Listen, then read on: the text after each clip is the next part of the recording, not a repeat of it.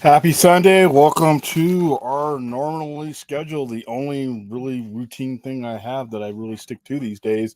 Our Sunday night live stream tonight is going to be as usual, unless usually there's breaking news and there isn't in the pop culture world. So we're going to have an open discussion. Open discussion means usually the band topics that you guys bring to the table that usually fucking annoy me are on the table for tonight, but I can't promise you any of my answers are going to change. But it's your forum today. Here's a co-host. Brad is with us. Less than a week away from no longer having to look at the vibrating circle around that same expression that I've had to look at for so long now.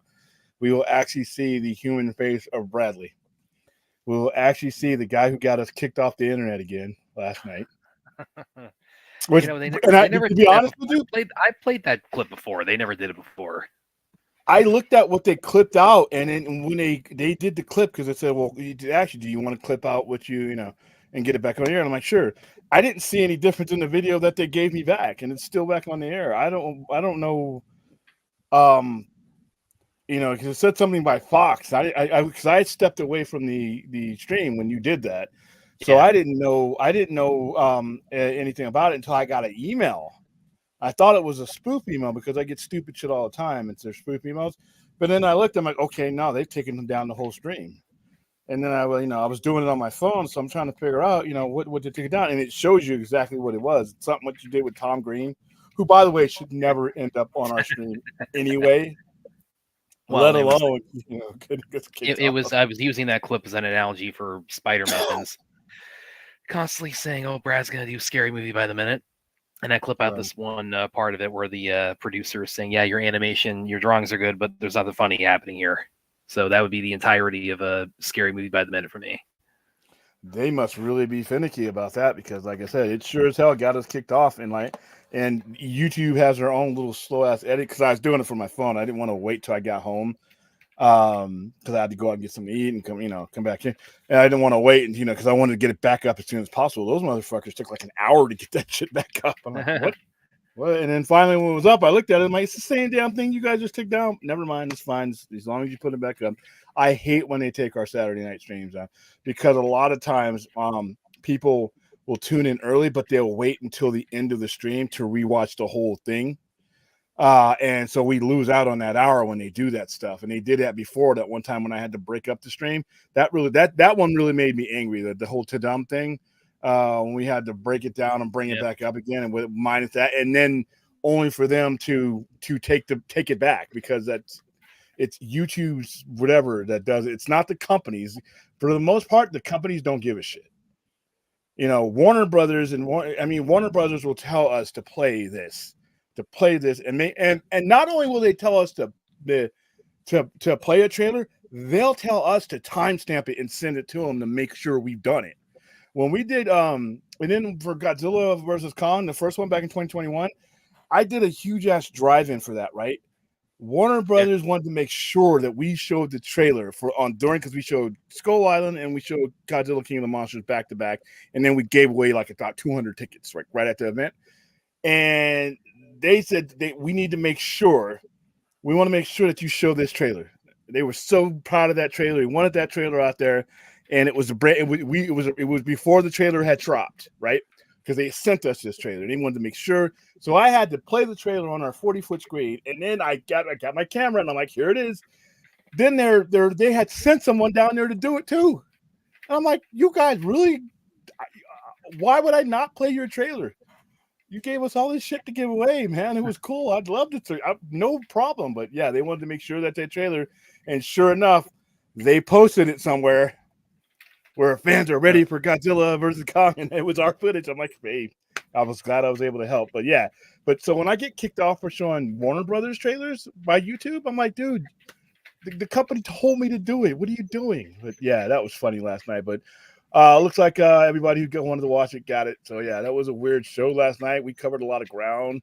We went anywhere from Ice-T in a kangaroo suit to a cop suit to doing speed metal. Just that one guy covered a lot of ground just on its own last night. And then we went into other crazy stuff. And then you got us kicked off. But another fruitful Saturday night.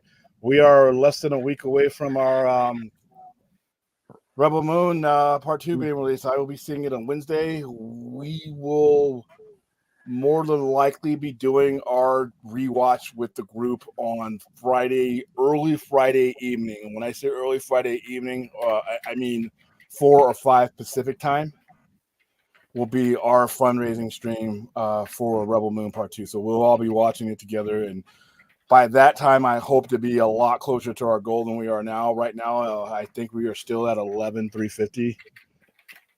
I haven't had a chance to look today because I've been busy fighting allergies, and it was windy today. So let's see, where are we? 2 to 5, bam. We are at 11,350 of a extended goal of 15,000 even. So if you guys can help with that, great.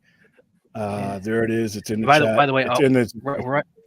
Ryan, what topics did we discuss tonight? You said what were those? They were iced tea and something, some other things.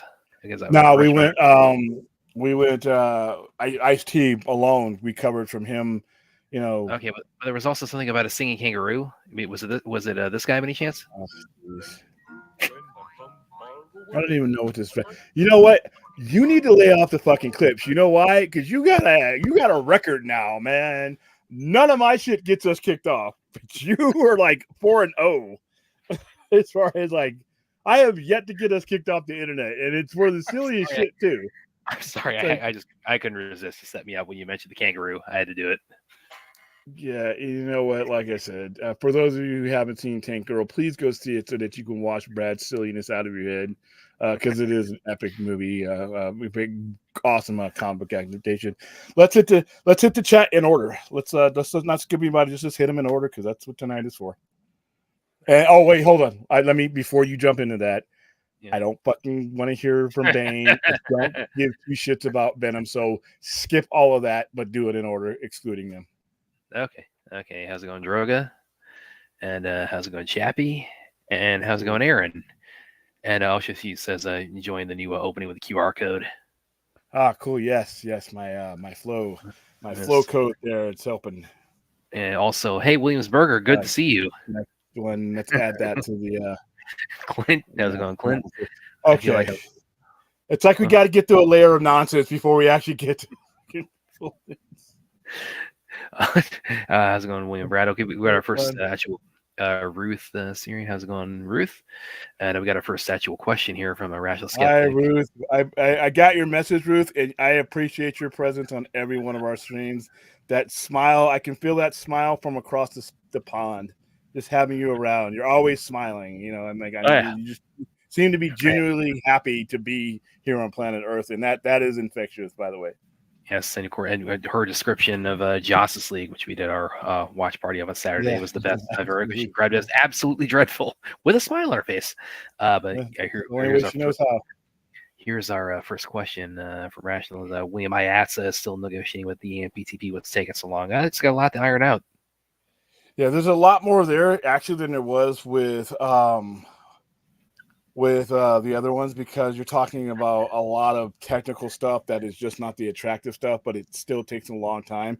A lot of those people that are with IAXI are going to probably have careers longer than actors are. So when you're negotiating with them, you're talking about a totally different landscaping. So I haven't heard any negative coming from it. So hopefully that means that they're moving along. Last thing we need is another strike, because that strike is having IATSE go on strike is the same thing as having the writers and the directors and everybody else on the strike, because nobody's going to move without them. So let's hope that they get it worked out. Yeah. How's it going, Antonio? Is everybody saying hi? Antonio says WB has $1 billion already in just 15 weeks with 2 movies, with Dune Part 2 and Godzilla vs. Kong. Yeah, and then if you add Barbie to that, they're finally starting to turn around. Too bad they are $29 billion in debt, but this helps. This definitely helps. This shows that your investors and your financiers, that you're doing the right things to right your ship, and that does help bring down the debt, because it raises investment. So congrats on them. Vince says, Brad gets consistently on camera. You'll be able to use Streamlabs more often. And I'm sure I follow. Remember we were trying to get you on. We would get you on, but we had to put on other images to block you out, and I couldn't manipulate things around. Oh because it doesn't have you on there. So I think for when we do, when I do solo streams, if I ever go back to doing solo streams again, I might use Streamlabs and OBS for that because it's a lot cooler. StreamYards is just better for groups. I've learned that, and even I got that advice from Film Junkie. Because Film Junkie, if you notice, he uses he does his one-on-ones, his weekly or his daily show. It's Streamlabs OBS, but when he's on StreamYards with us, and I didn't know that until I pried that information out of him because I'm like, dude, how you do? Because I use Streamlabs and I'm pretty familiar with, or StreamYards, I'm pretty familiar with it, yeah. And I'm trying to use Streamlabs, and none of the stuff that you're doing is correlating when you're doing the vodka streams. He's like, no, I use when it's vodka stream, I use when it's multiple people and I have guests on, I use StreamYards. When it's just me, I use Streamlabs. So that's probably what I'm gonna say. We'll play with it though, because I do like Streamlabs, but we'll play around with it. People are saying now blame Brad to his face. Yeah, people they'll do that. You would do it either way. He looks exactly like he does in the picture, except just imagine him sitting straight up and looking directly at you instead of this. He doesn't. There's no like I said. I only saw him briefly, and that was when we were playing around with the OBS because I was trying to put your picture of you over the picture. I'm like, that was weird. Yeah, it was very weird. But like I said, fabulous. Yeah, I mean, he's not like I said. You can look at me on a regular basis, you will have no problem looking at Brad.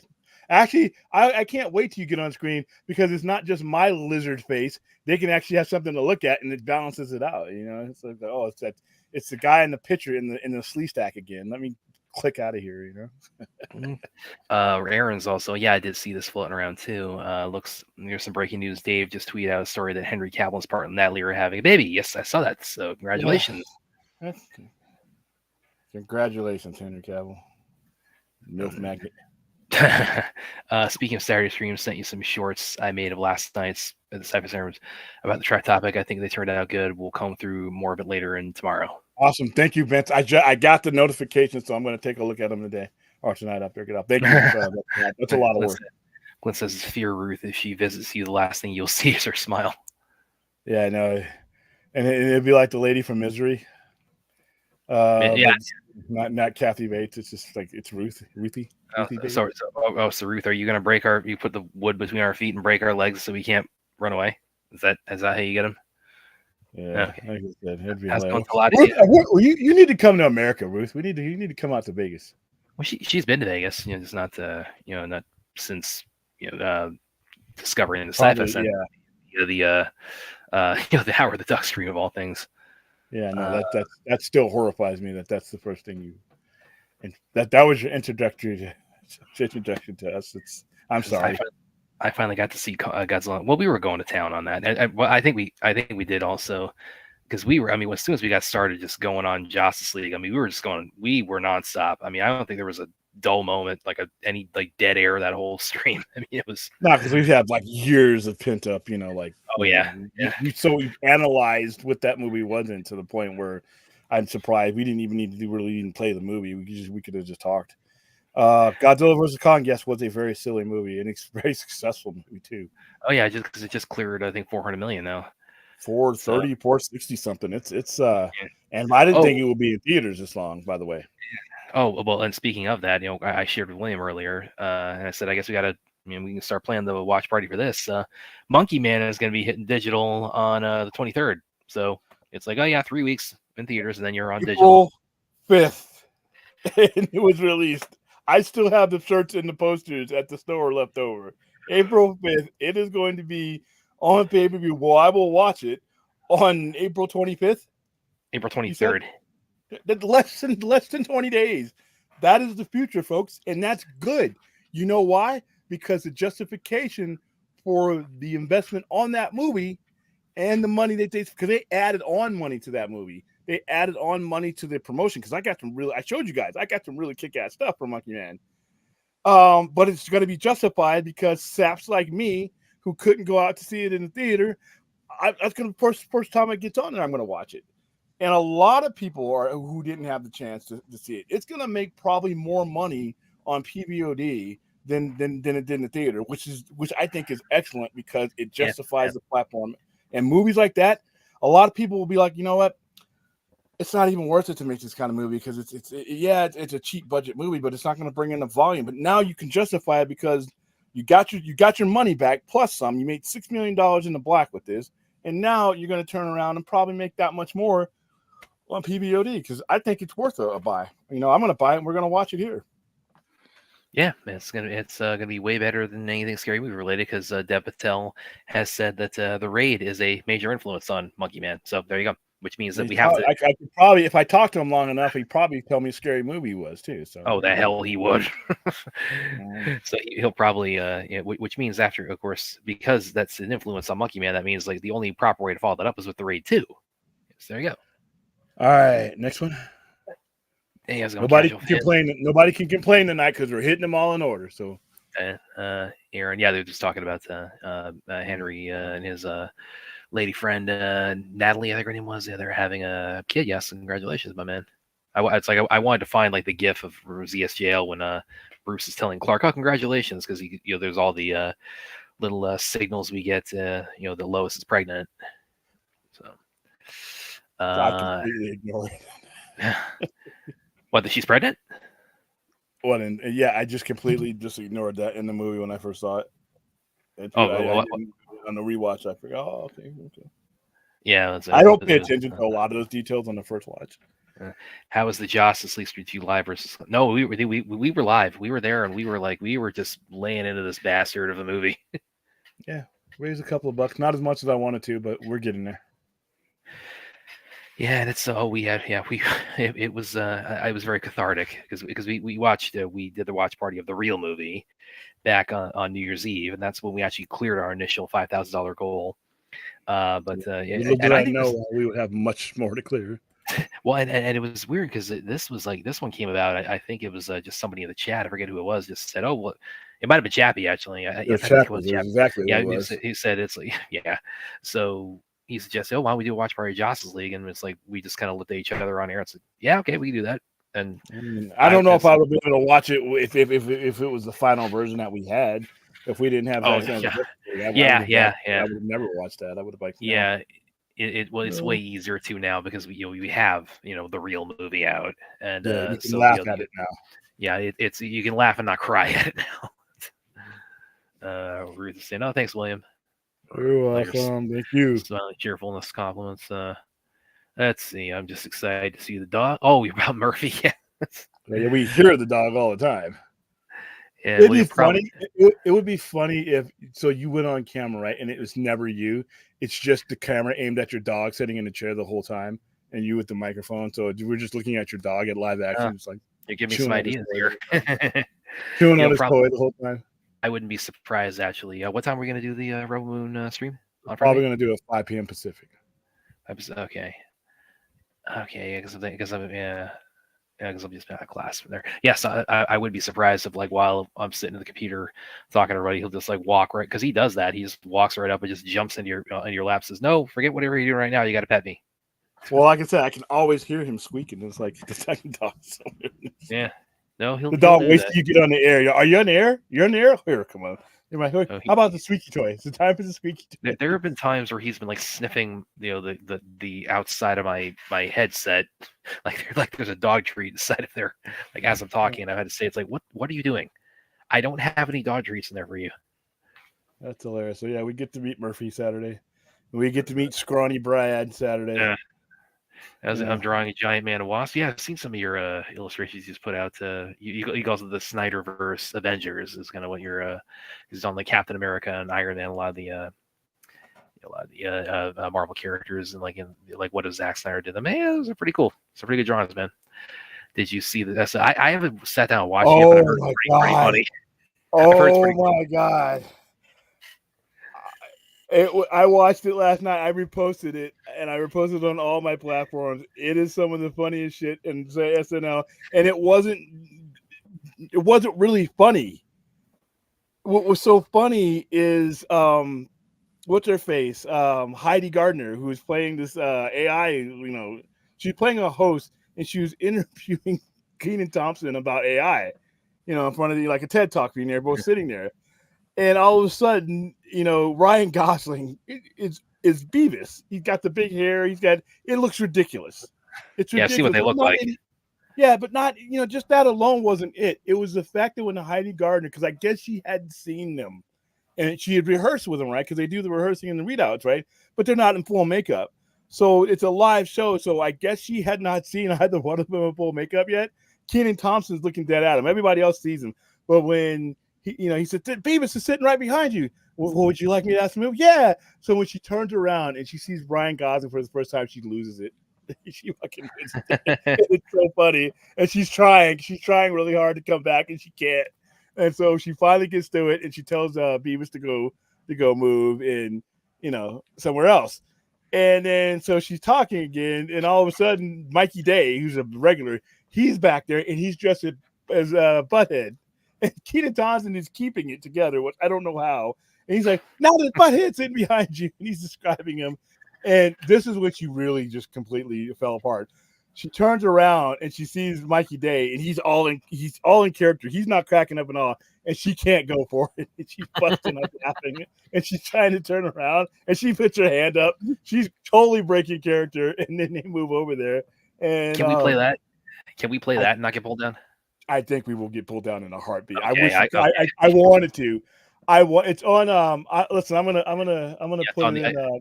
I've seen it floating around, so it's like I'll pull it up. Pull it up. I just haven't had a chance to watch it yet. Just copy the link and put it in the chat if you want. That way they can watch it on their own. But it is okay. It is so. I haven't laughed that hard. For SNL since Dave Chappelle was on there the night of the election, the night after the election. I just put the chat for you guys. Okay, Dave Chappelle was on there, and he was, Pete Davidson was playing Count Chocula, and I forgot what the topic was, but he was not even attempting to stay in character.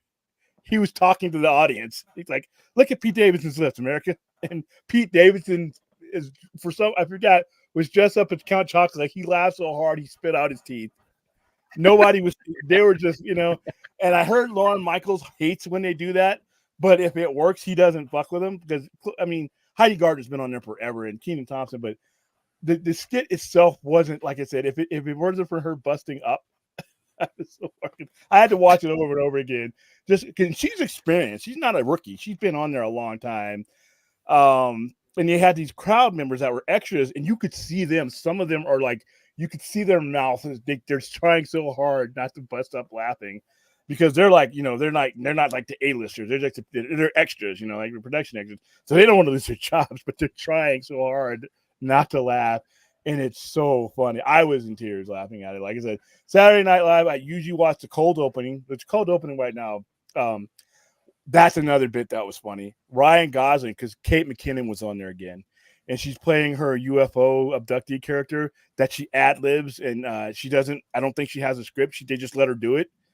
So Ryan Gosling was playing her boy, or one of the people that got abducted, and she's improvising with him, and he can't look up. He's laughing so hard, especially when she gets under him. She's like, they started messing with his thing and doing this and all that, and then it was. She's just making it up and she goes along. And Ryan Gosling, and this is a cold opening, he doesn't want to look up at the audience of the camera because he's laughing so hard. And that's what she does. So I've seen several guest stars when she used to be a regular, Kate McKinnon. The guest star will be, they'll read out this whole thing, but when you finally are on stage with her or sitting with her and she starts being crazy, the actors they lose it. And it's funny. And it's, it's live TV, but that one, so 2020. So November 2020, it's been since November 2020 when I laughed that hard at SNL, a skit like that. Because I usually go to the cold opening and then I go to the weekend update. And if the music guesses somebody I like, I listen to that and then I'm done. I don't really watch the whole show. I watched the whole show last night. It was one of the funnier ones. So yes, when I saw it, it was. Yeah, so there is comedy that William does actually enjoy. Yeah, when it's skit comedy like that, on TV and some sitcoms for the most part, but I don't watch them. But I wouldn't have paid to see that in a movie. No, it's like I said, it's.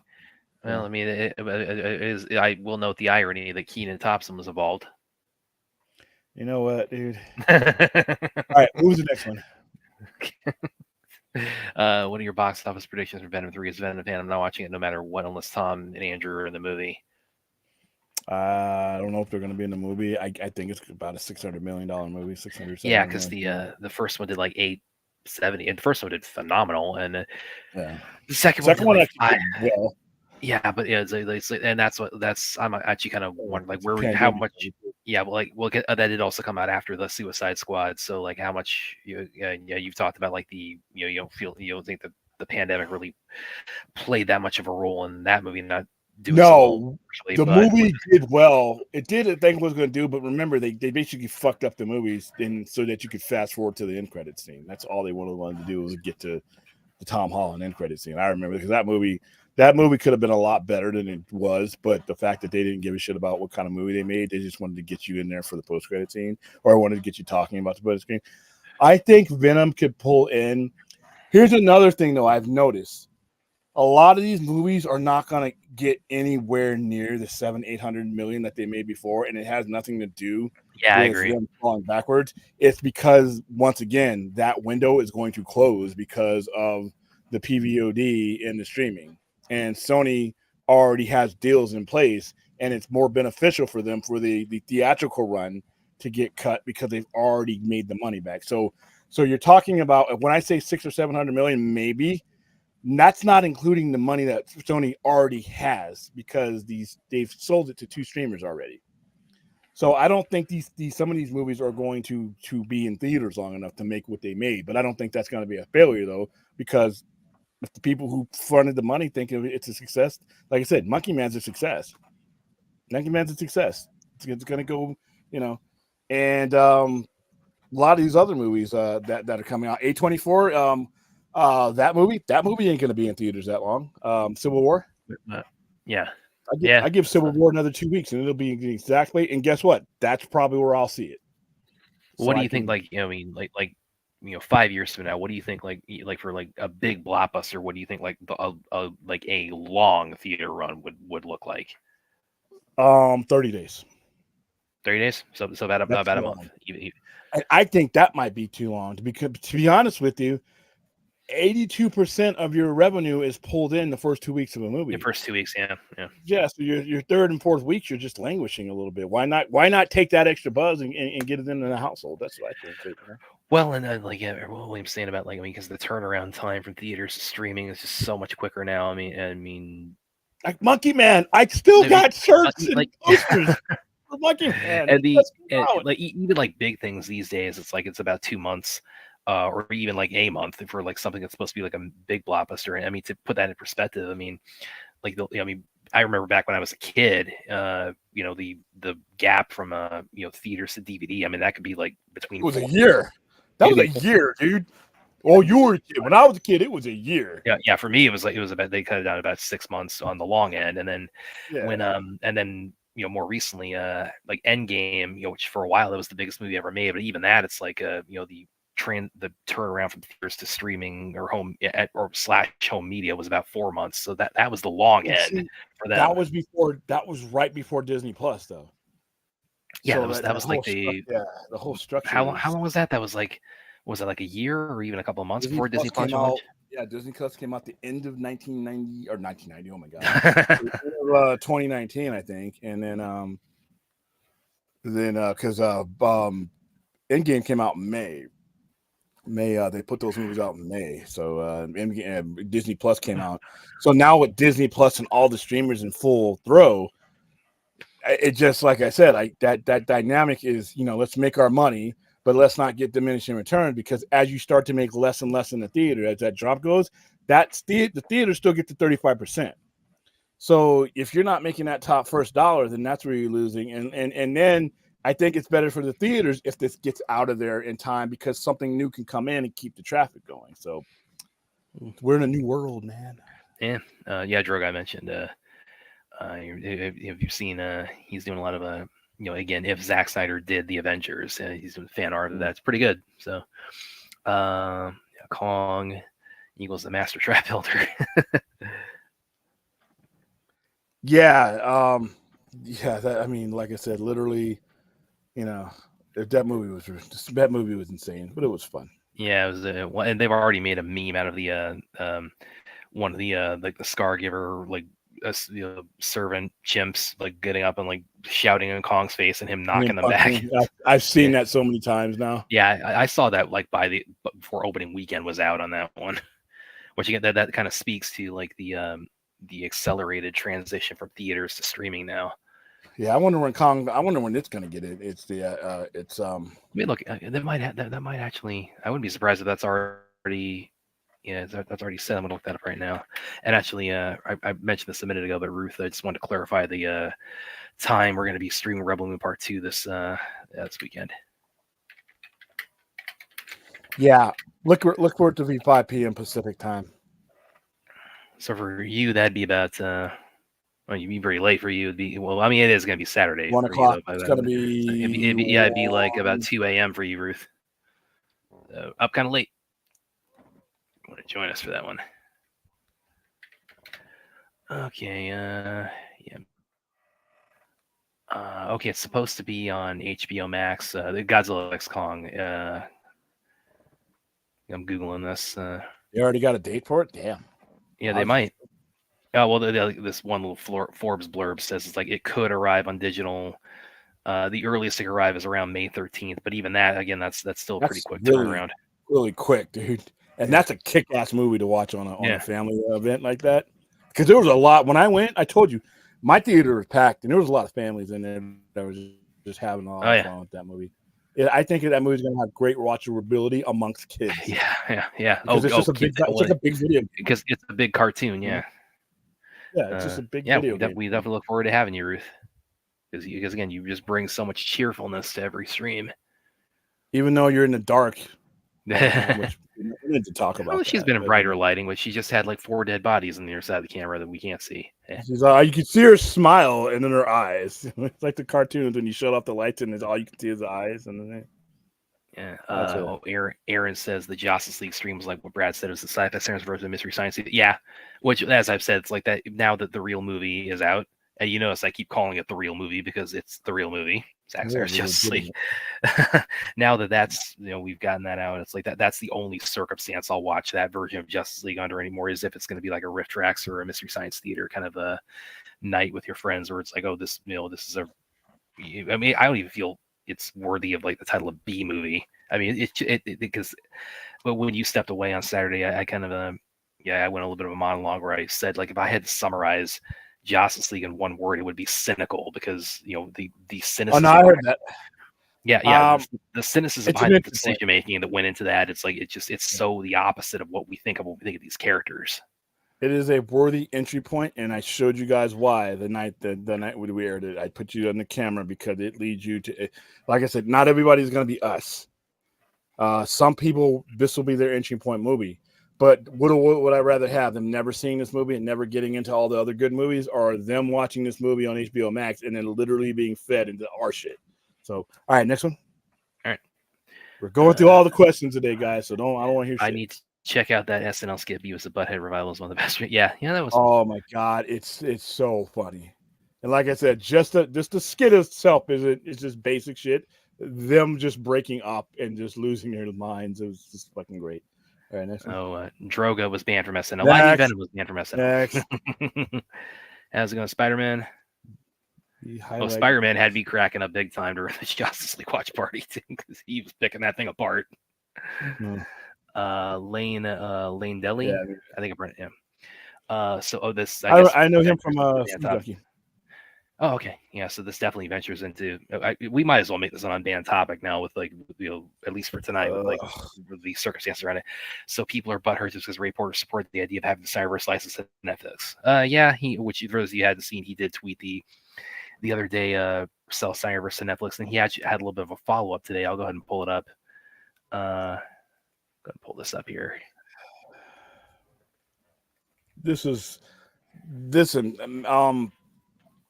My fellow fans, I'm always let down by the internet wrestling fans, because that's probably the worst fandom of all time, especially WWE fans. But reading the responses to this makes me just want to Well, like the one you can see right below this there. But yeah, he did a follow-up today where he said, and I mean, he didn't say I mean, you could read between the lines that this is a follow-up, but something that would make a lot of people very happy. I fail to see how that's a bad thing. Don't know if it could happen. That's beyond my pay grade, but if it could, why not? And it's like, and I let me see if I can pull up mine because I did a little bit of a I didn't even respond to it because I did my thing where I did my Ben Affleck. I agree. Yeah. So there you go. I could, if I really wanted to, like, especially the first couple of guys on there who were just acting like, first of all, and I have some people who I'm pretty friendly with, some people who I stream with, who I need to constantly remind, it is not your fucking job to tell someone to move on from anything. You are not the patron saint of moving on. If some of the responses in there and giving people false hope, first of all, fuck you. Who are you to tell anybody what is false hope? We're talking about grown people here. If it does, listen, if what he tweeted doesn't excite you, Twitter is huge. Not as big as it used to be because Elon Musk has ran it into the ground, but Twitter is still relatively huge. Why did you take oxygen out of your breath in your brain needs that oxygen evidently because it's not working while you're on the internet. You took time out of your day to engage someone about something that doesn't mean anything to you. That's just stupid. It doesn't even matter what Ray Porter typed. You're either supporting it or you're not. And if you're not, just scroll ahead. People take what? Who cares? You know what? Your opinion is fucking meaningless at this point because you're coming at it at an angle where you're trying to convince someone of some shit you have no right to try to convince them on. That the newborn crowd makes me fucking sick. What kind of ruffled my feathers much more so than that with some of the responses we saw there is like people jumping in the comments saying it's like, oh, you're only saying this because you're an out of work actor, which putting aside the fact that Ray has a very fruitful career, as an audiobook narrator. Yeah. I mean, he's doing very well, guys. But like I said, the tone of trash in those responses, and the Twitter thing was bad. But even the people who are not is Cro-Mag is the ones that were in those responses. Once again, you need to understand that it is not mine or anybody's right to tell someone to stop wanting something, to stop petitioning for something. I'm not a big hashtag guy, but if they want a hashtag for the rest of their life, who are you to intercede in that? I wish more people who when they start engaging them and say, well, I'm going to do my hashtag because I really want to see this, and somebody comes in and say, well, you're just coping, or you need to. First of all, the first words out of your mouth to be "fuck you," get the fuck away from me. If you don't like what I'm doing, I don't need to hear from you. I don't need to hear from you. I'm doing my thing on my little page. I don't care if I'm dressed up as a fucking clown or a superhero. I'm doing my thing. If you don't like it, there's a million other pages. You move on. But I wish more people would be like, get the fuck away from me, delete, mute, and move past them. But don't engage with these clowns, man. And Ray engaged with some of them, but in a way that was kind of making them look a lot dumber than they are. But I knew as soon as he made that post, I'm like, dude, do you really want to? You said that when I shared it with you, you said, yeah, he's going to get dog-piled, and he did. Yeah, I mean, did you really? It's like you pushed a button and it automatically the shit rose to the surface on command. All right, next word. Yeah. Yeah, but I mean, it's not his responsibility either to tailor his tweets to whether or not people approve of that. I mean, that needs to be understood too. Yeah, unless he's tweeting out racial slurs. I mean, that's nobody's. I just wouldn't have engaged with any of. Like I said, I wouldn't have engaged with not one of them. But like I said, but it just exposes the fact that you have a certain layer of fandom who's literally just pieces of shit. And they call hold on. They call us all kinds of names, and you see how they behave. So I'm done with the topic. Well, it's also, I mean, it's not even fandom. It's I almost almost anti-fandom when like you're spending so much time focused on something you don't like or don't think is going to happen or don't have any interest in. It's like, you know, that's that I don't see the productive nature of that either. But that's me. There's not one thing that I don't watch that got canceled that I would wish that somebody didn't get one more episode of. I mean, you guys notice, I mean, for as much as I rag on Scary Movie here, I mean, how many times do you see me tweeting about it? Like, if you see anybody who's like when the Scary Movie 6 news got announced, like the only response you saw of that from me was on here, and also I did my humorous Homer Simpson swearing tweet when I said, yeah, you guys tagged me, so here's what I think of it. But it's like I didn't jump in the mentions of anybody saying, yay, more Scary Movie. and I'll you know, when it comes to the whole Sell the Snyder thing, listen, leave those fucking people alone. If somebody wants to hashtag that, you don't have the wherewithal. You have to respond to it. We need your fucking opinion about somebody who wants to sell the Snyderverse to Netflix. What are you bringing to that conversation other than bullshit? I don't care if you think the person is being con or delusional or getting false hope. Who fucking cares about your opinion about it? Why do you care about that person's plight? Leave those people alone. Go stalk somebody else. I don't know. I mean, you know, find something that's like actually happening in your life to tweet about instead of, you know, constantly going after those people. And trust me, they were not a lot nicer to Ray Porter because he's actually an actor. But other people who tweet that, you need to fucking leave them alone too. Leave them alone. And I'm not endorsing one way or another, but I'm like, what are they doing? We're on the doll. The Snell Snyderverse to Netflix hurt you. You guys need to get some help. All right, let's move beyond this topic because it's already pissed me off. Yeah, but I was sure we would discuss it in some depth there tonight. William, the decentralization of entertainment is definitely hard to adjust to. Late night talk shows used to be a cornerstone of music, up and coming comedians, and new movie clips as well. Yes, that's true, but that is no longer because we have access to everything. It used to be that's the only access we had. That's the only access. We had trailers. Remember trailers? You actually had to be at a movie to see a trailer for the first time. Now with YouTube and streaming, it's just a different world. For some of it's better though too, because you know what? When it comes to decentralization of music, a lot of the stuff like we talk about all the time, we would have never been able to, you know. I had to fight to hear certain music. Now, this generation can, you know, they hear a band, they can pull it up easily on one of these streaming platforms, and they actually have access to it. I like the randomness of the kind of music because it didn't, you know, we didn't run into our cast, you know, and only listen to certain types of music. I liked what MTV did for the generation. I do like what talk shows did because they were general audience type of things. They weren't broken up and segregated.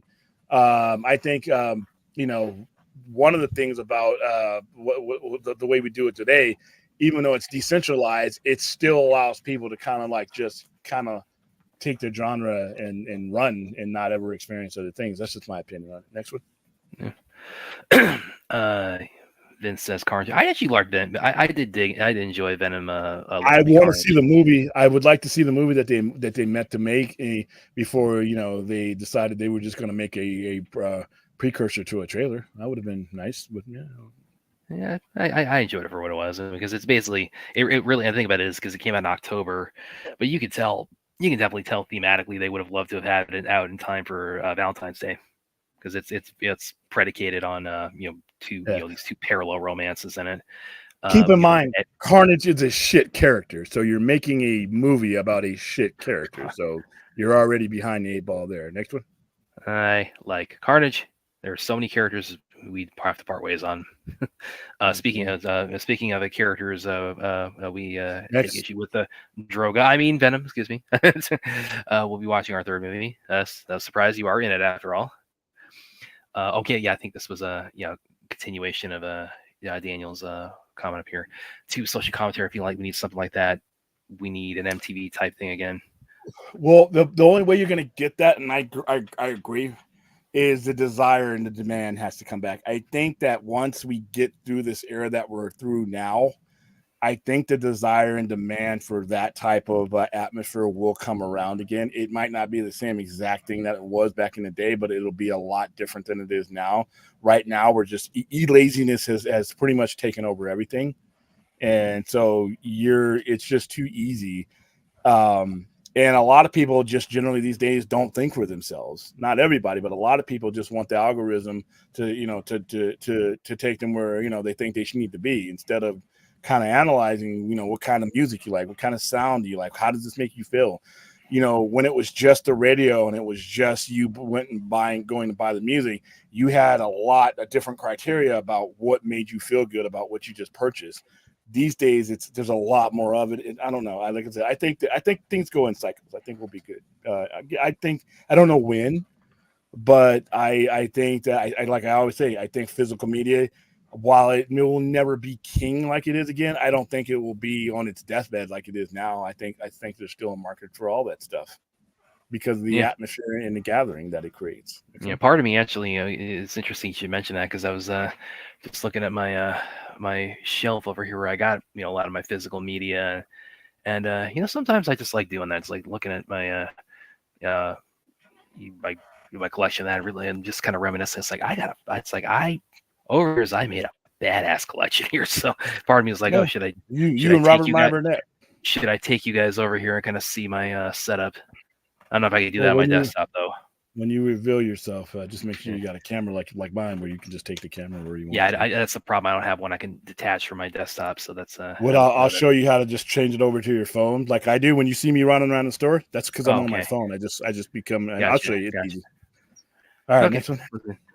Casual fan says, by the way, it's like there's people saying hi to each other. So if there's anything I'm skipping, it's that. You can skip that, yeah. Second Venom is bad. Venom 1's decent. They need a more dark, gritty version of Venom. No, I think that, especially after you saw the Craven trailer, I actually think the new Venom has a pretty good shot of being rated R. I would be surprised. They scale. Yeah, he bites off heads, and he bit off that priest head or whatever that guy's head in the thing, and they turned away from it. I'm like, oh, okay. No, he bit off but in the first one he bites off the cop's head, and it's like you just see like just like saliva just kind of fly where blood would be. Oh, and then the two when Carnage or when he eats, it's different in the it's whatever. Next one.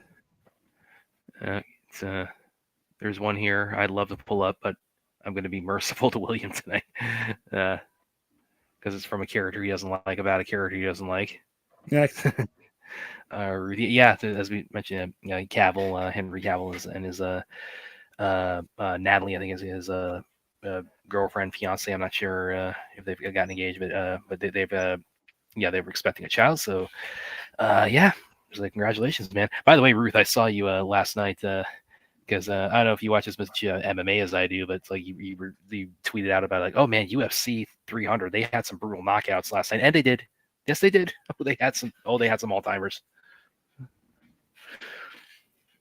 What else you guys got? Might call him John Kent. Yeah, his dog. I think his name Cal too. Henry. I mean, that's just shows you like how much Henry values his association with Superman. So. What do you think? What movie do you think will make $1 billion this year? I don't know if Sony. What has any made? I don't think anything has made $1 billion this year so far, has it? I think no. I think Deadpool has the biggest chance. The only thing that might hurt is usually when Marvel movies make that kind of money, they don't have the vulgarity that Deadpool might have. I think parents might hold back a little, not enough to make it not make it like a $700-800 million, but that might stop it from making $1 billion. But I think it has the best chance of any of the movies that are left to make $1 billion. Because what else is left? I don't think Planet of the Apes is going to make $1 billion. I don't think Joker Folie à Deux. I mean, just based on the first one, it's like I don't know if it will, but I mean, it's definitely got that foundation. Yeah. I think it'll make good money, but I don't think that the hype around it, the paranoia and the sensationalism is there like it was in the first one. Plus, I don't think they're going to keep that in the theaters for an extended run, depending on how long it is too. So they might get to a point where they look at it, because I don't think their goal is necessarily to wait around for it to make $1 billion. I think they're wanting to make. I know they want to make a certain amount of money, and then they want to get it on those platforms where they can get more of the money than anything. And see, the tricky thing too now about Joker 2 is the fact that, I mean, this one cost significantly more than the first one. They spent like $50 million because they got lowballed because the administration at the time, and Warner Brothers. We all know what that whole clown show was like.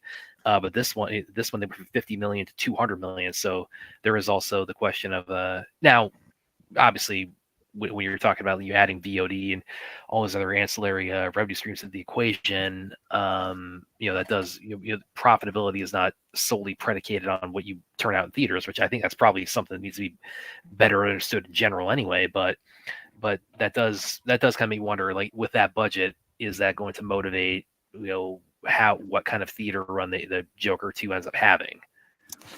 It gets released in October, so no, I think that all depends on. First, it's going to be an Oscar-worthy movie. It's gonna probably Oscar-worthy is for the same categories that it was Oscar-worthy last time. So you're talking about it's probably going to get it might just be on that get an extended run throughout the seasons because of that. So it could make a little bit more. I just don't know if a lot of the people who jumped on before are still around for this one. It's going to be curious to see that one, but it definitely has a good chance to do good money. Yeah. I don't know if it'll do what it did before, but I think it'll be great money.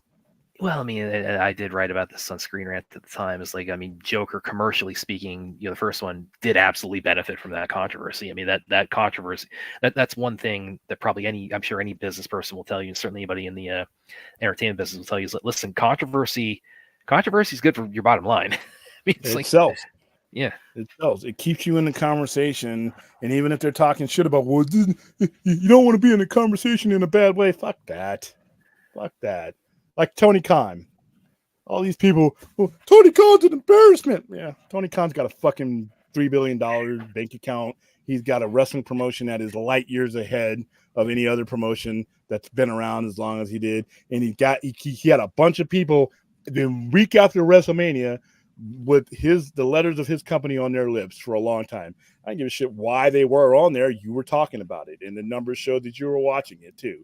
So controversy does sell, and like I said, people are always trying to figure out what kind of controversy. And well, it's not good. You don't know that.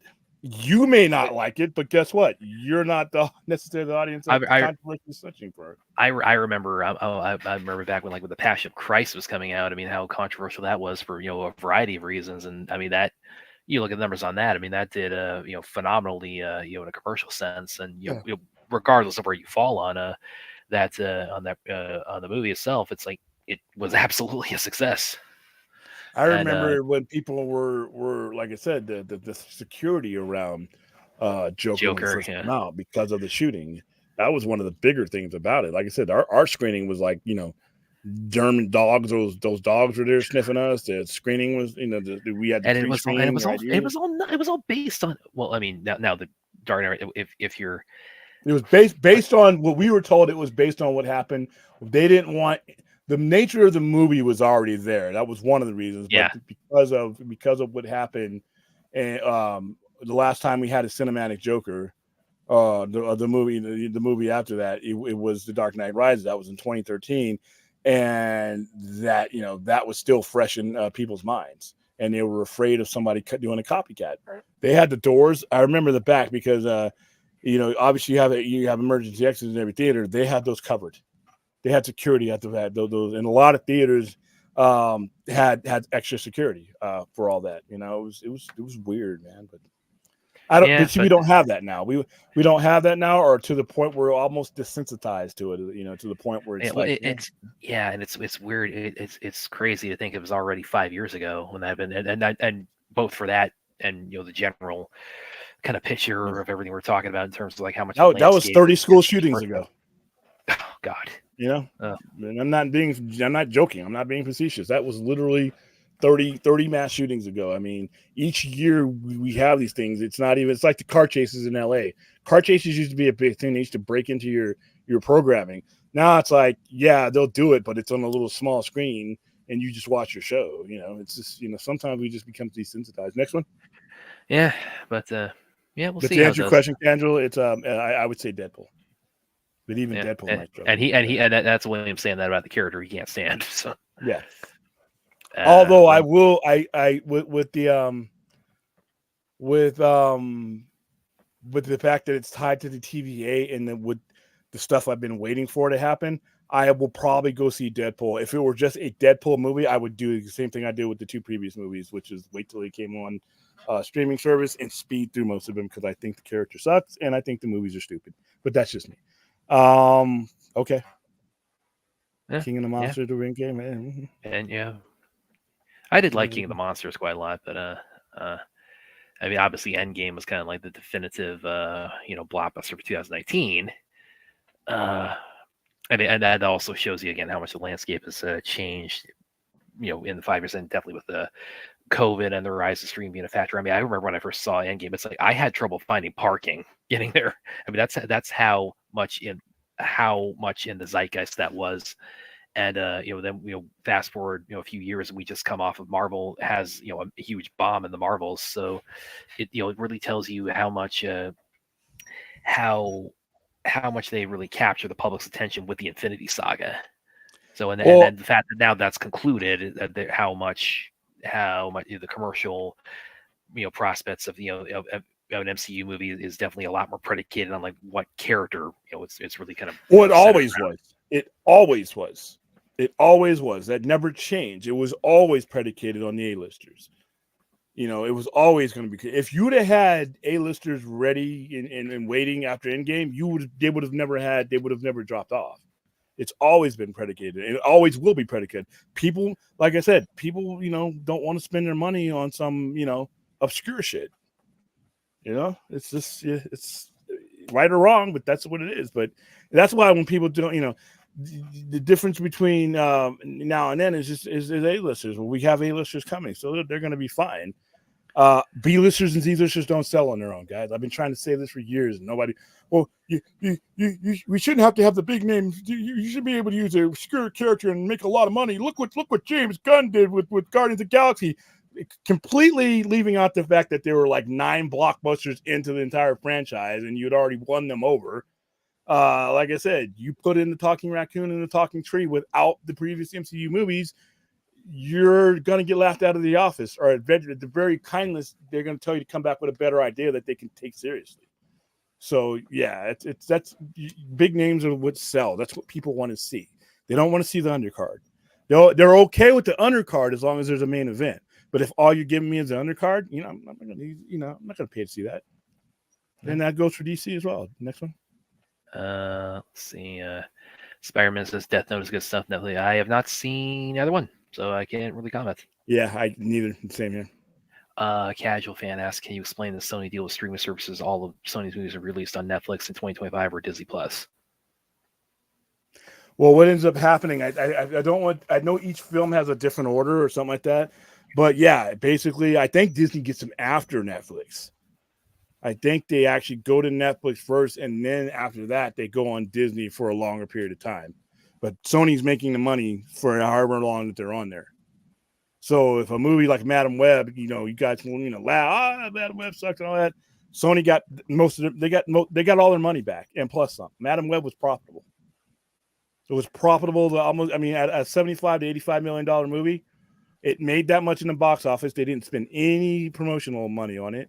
And then you had the streaming deal, which pushed them into the black. So, yeah, and the movie is so bad, it's going to be, where they're going to be doing Justice League watch parties of it from now until the end of time. So, but once again, you have I can laugh at them, or I can laugh at the studios who spent $150 million on an Ant-Man movie or on a Marvel's movie, and basically, didn't do so well on that. Who am I laughing harder at, Sony or them? It is a business. Yeah. Roman says anime hot take Death Note had more impact on the West than Cowboy Bebop. Okay. I know a buddy of mine who would probably differ with that, but like I said, I think I know a few people too. Yeah, I know a few people who might. I don't want to jump into that pool of knowledge that I don't know. Next one. Spider-Man's like, how is that a hot take? It's. How's it going, RJ? What's going on, dude? I pulled this one up. Yeah, Ruth saying she'll be there for the Rebel Moon watch party.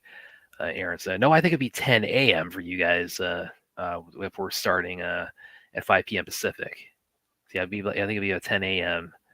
on Saturday You guys morning. are what, 14 hours difference than us? With Yeah, because I'm East Coast, so like Sydney is 14 hours ahead of me. Yeah, because it's literally down. I mean, it's like, I'm not. I used to have it on my phone where everywhere. Hey Google, what time is 5 p.m. in Australia? Well, it's a big country, so yeah, they got time zones too. In Canberra, it would be 12 a.m. So depending on where you guys are, right?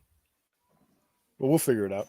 What time is it when you are watching us right now? When you join the streams, Aaron, like, and also you, Droga, like, what time is it usually for you guys? Like when you come on with us, like what time a day is it usually when you come on Saturdays or what have you? Like what time is it usually for you guys?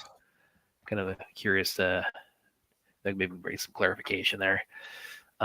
Vince says Death Note is a lot more popular than Cowboy Bebop is. Again, you're talking to the wrong guys I'm there. sorry, guys. Thought about it because I could tell you. Ruth says she'll buy some candles. Okay. Yeah, Not too bright though. It's like you don't want to incriminate yourself. Oh, I'm just saying. Okay, let's see. Come on, Joss's League is better than Rebel Moon. That is a that's not so much a hot take as a radioactive take. You know what? Everybody's got their opinion. All right, next one. Let's see. Never say Death Note anything. Okay. Next. Ruth brings cheer and murder. We gets to Halloween, Ruth. You got to like come on like as a witch or like as a Lizzie Borden or something. All right, next one because we're falling a little bit behind. Josh League is torture for me. Yeah, I mean, it was a lot more torturous at the time, when it came out, and now, it's like again, the real article is out there, so it's like now it's like that's a relic of just bad decision making. So we just have fun with it and raise some money for charity while we're doing it.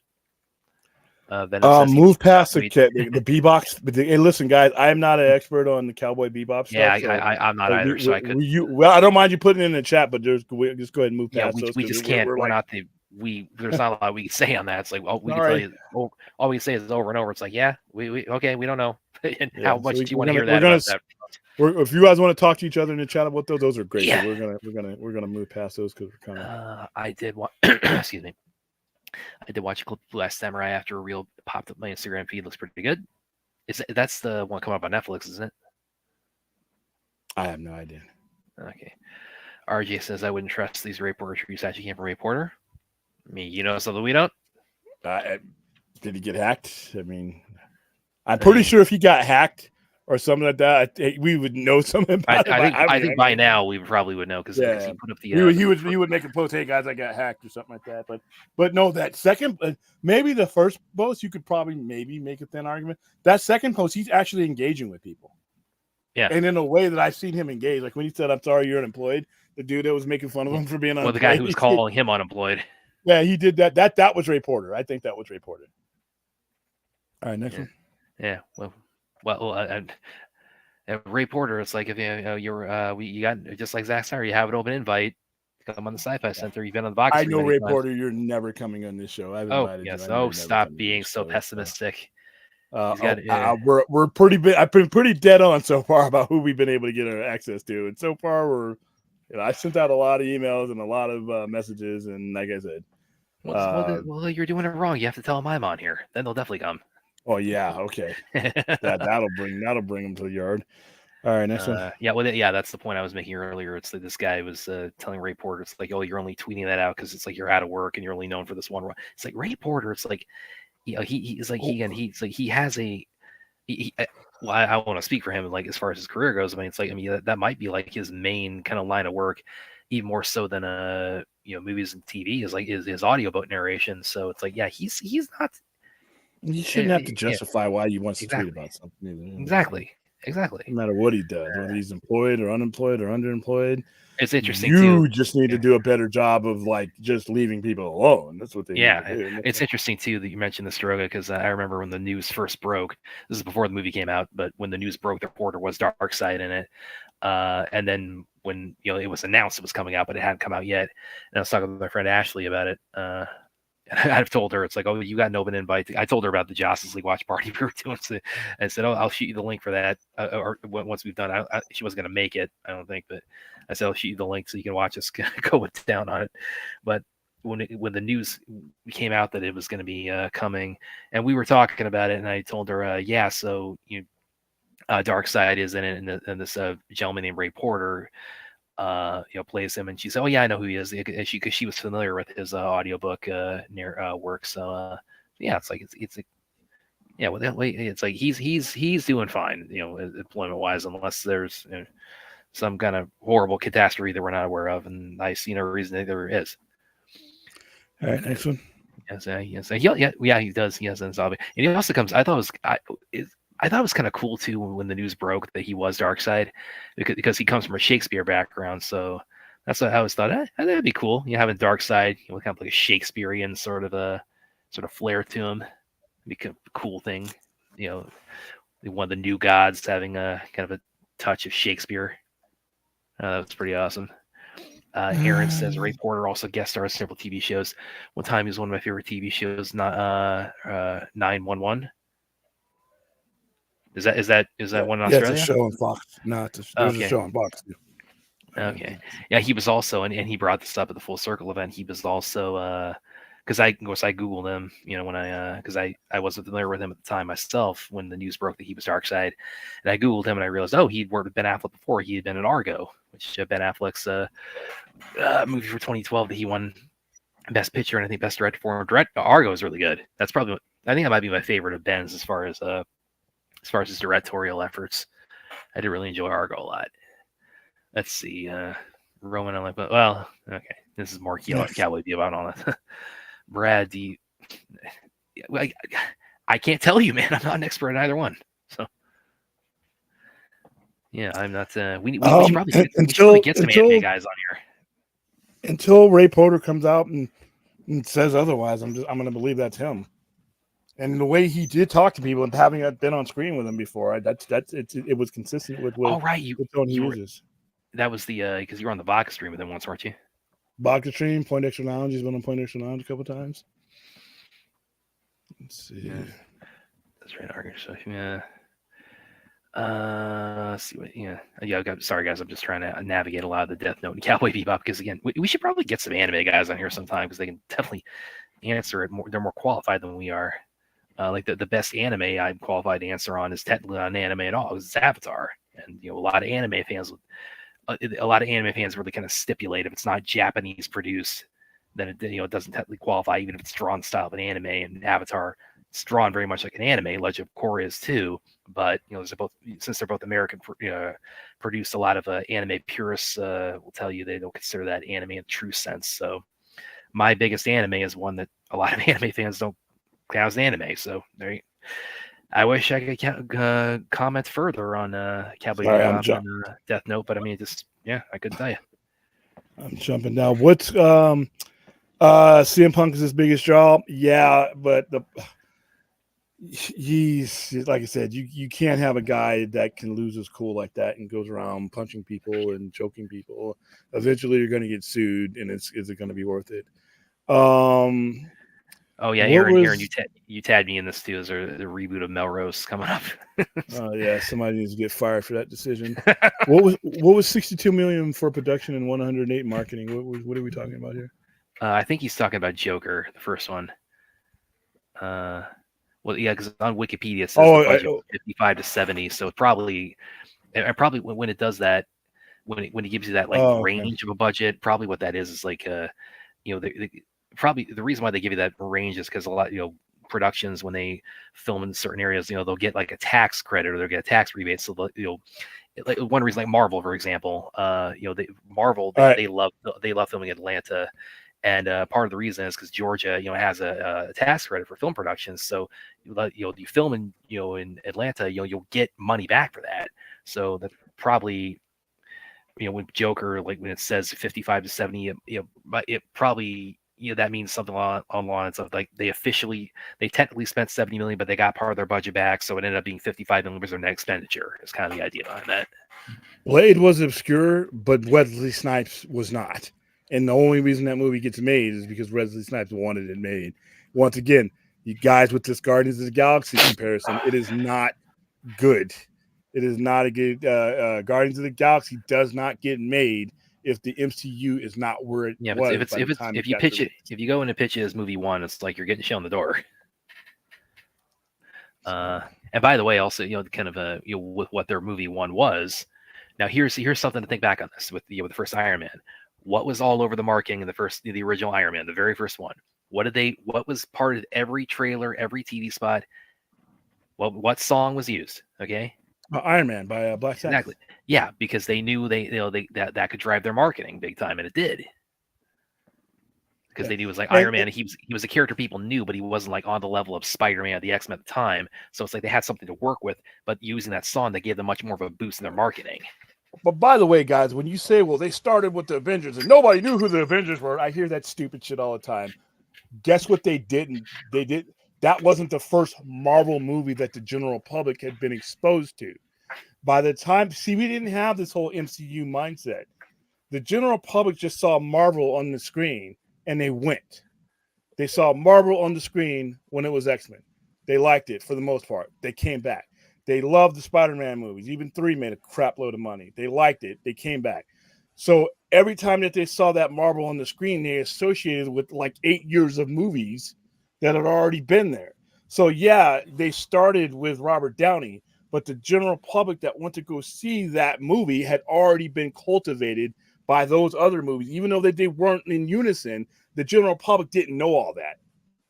The general public didn't know or care about that. They associated those movies and that brand name with that movie, and that helped. That helped. They didn't just come in cold.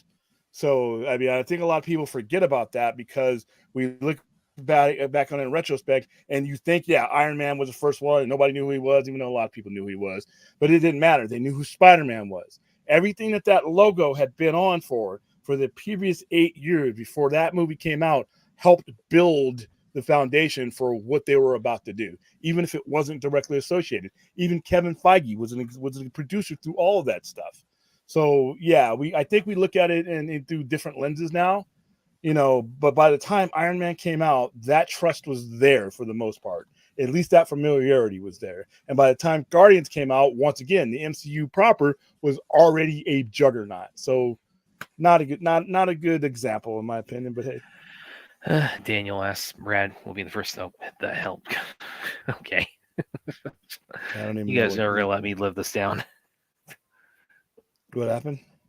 No, he said something. He was like, "Oh, I'm gonna be the first in line for a thing for Scary Movie 6." Yeah, when pigs fly on Mars with like out oxygen tanks. I could.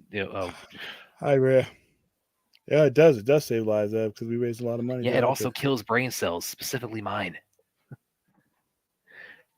That's why we need to do the Raid 2 watch party to grow some of those brain cells back. Because I need them. Any movie that was a hit before Marvel was unknown. Are you smoking the entire bowl right now? What are you talking about, dude? Any movie that was a hit before Marvel was unknown, gotta make it good. No, the people aren't going to go for that shit. You don't get people's trust on that. Not that crowd. Not at that time. What are you talking about, Fourth? Let's see, a lot more Cowboy Bebop and all that. I know it's late, and I know you guys are starting to get the certain plant, but slow down a little bit, By the way, the coolest thing about shorts is they have built-in strike claim protection, so they can't be taken down if you add stuff to. Oh, he's talking about like clipping out shorts from us. Oh, you mean it's Brad proof? Okay.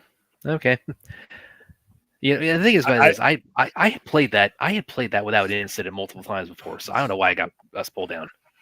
I would not surprise me if it did. It would not surprise me if it didn't.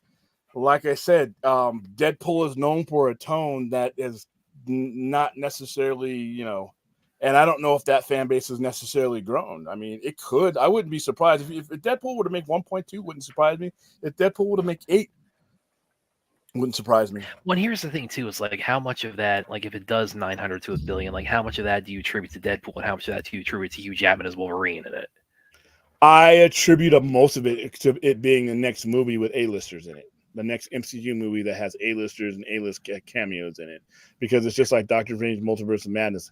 But except I actually think that Deadpool is going to deliver on a lot of the A-list stuff. It's the first A-list level movie since No Way Home.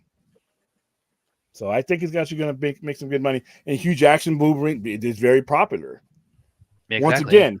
Once again, Hugh Jackman as Wolverine was Wolverine before there was an MCU. So there's that credibility coming into the MCU that a lot of people kind of undermine. But yeah, I mean, his last movie as Wolverine did like 650 or something like that. Let me look that up. Let me see what Logan made.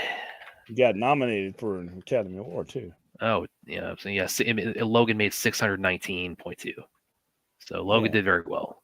And that would be probably equivalent today to like 800 million or Yeah, what's the 750. average? Like The average Deadpool movie is what, in the 8s, 7s, 8s. Let me look them both. So I minimum it makes that. Minimum it makes that. I mean, yeah, I don't Deadpool. The first one did 782.8.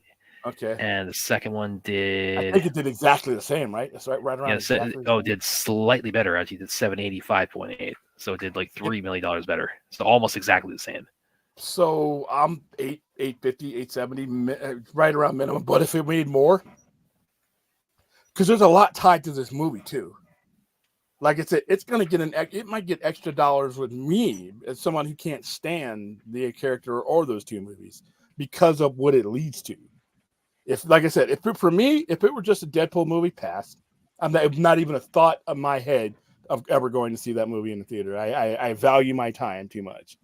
But it's tied to a whole bunch of stuff I've been waiting for, and it's tied to elements that I do like. I like the TVA. I like all that stuff that happened in Loki. I like the fact that this is the first step to consolidating a lot of the stuff and getting me to FF, X-Men, and all these other things. So this Deadpool movie, unlike the two previous ones, won't be a complete, absolute, abject waste of my time. This is actually the one I've been waiting for as far as next MCU movie to get me on that road to the Reed Richards, the Sue Storms, the Johnny Storm, Ben Grimm, Peter Parker now, and all the stuff that I think this is the first step in that. So they'll get money from me that they didn't get from the previous two movies. So RJ, you bet maybe. Like I said, would not bet against it. It's 17-hour difference in time. Holy shit. Now I'm not even bringing up Fourth of shit no more. Now you have told me that you've done the whole bowl, man. You're like a whole bowl, like done the whole line of Coke. Yeah, you're experimenting and mixing shit around right now. So let's see. Don't blink twice. You're gonna be held against you. Scary. Ray blink twice if you're being. Oh, you guys are talking about Scott. Listen, a lot of people are sharing that hashtag, guys. And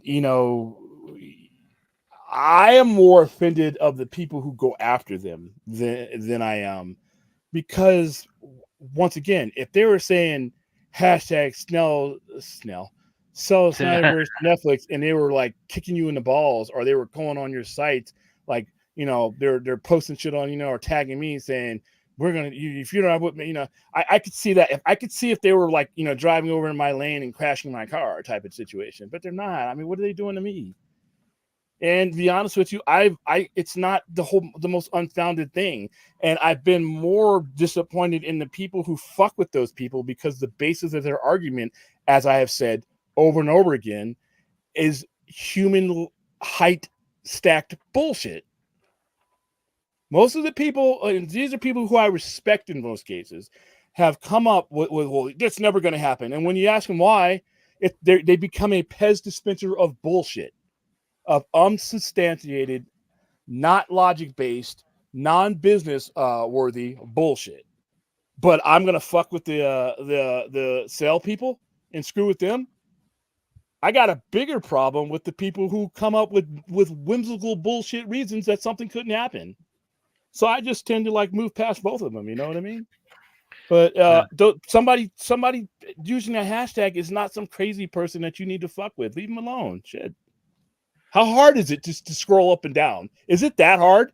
Do you guys become paralyzed when you see that hashtag? to where it triggers something in your head to where you just can't go on with your day and leave those people alone.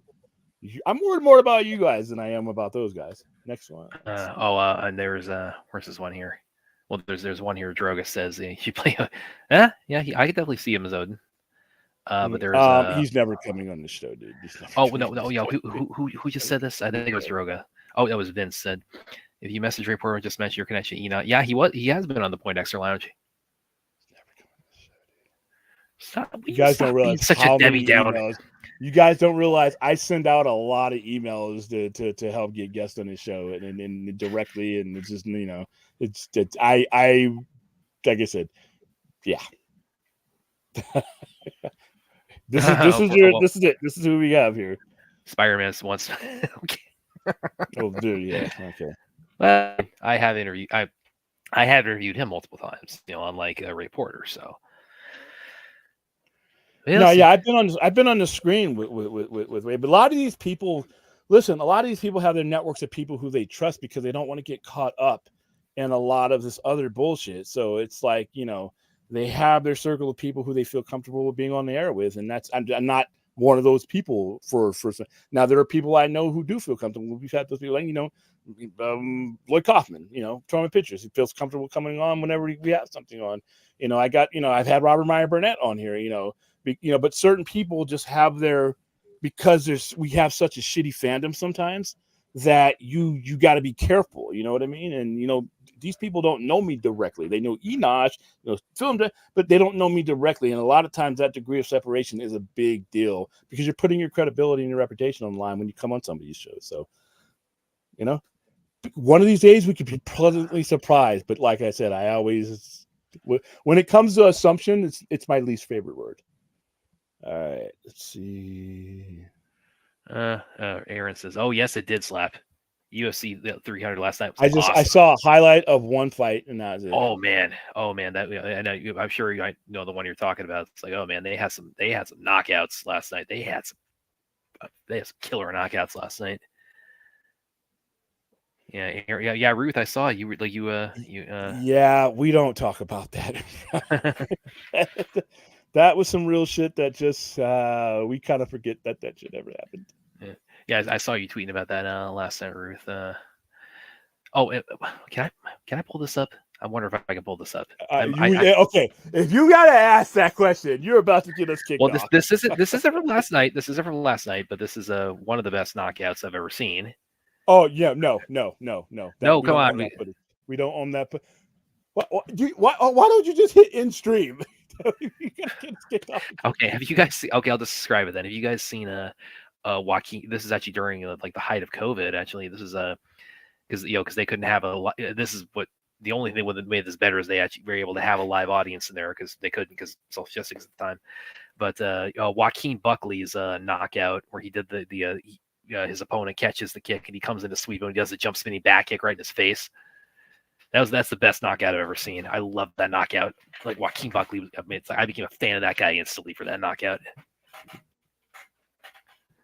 What are you talking about now, Spidey? What are you doing? Now I got to scroll back to see what kind of bullshit you put in the chat. What is he? Daniel says AC was heavily promoted in the Iron Man. Yeah. There's a lot of AC/DC in the Iron Man movies. What's Aaron. Me in what? Hold on. What is me in a nutshell? Sorry. What are you guys talking about? What is? Oh, they're just like they're just trying to get they're just jerking your chain, man. I'm taking my like back. Oh, because I'm bashing Blade. I'm not bashing Blade, but you guys have turned Blade into some Paul fucking Bunyan, and it's and Babe the Blue Ox. No, it was a movie that happened. It wasn't the gateway into the MCU, and it happened because Wesley Snipes pushed for it to happen. You got to understand where Wesley Snipes was in the late 90s. He was the man, and he tried to get Black Panther off the ground then too. That was before he did Blade. He was trying to make Black Panther.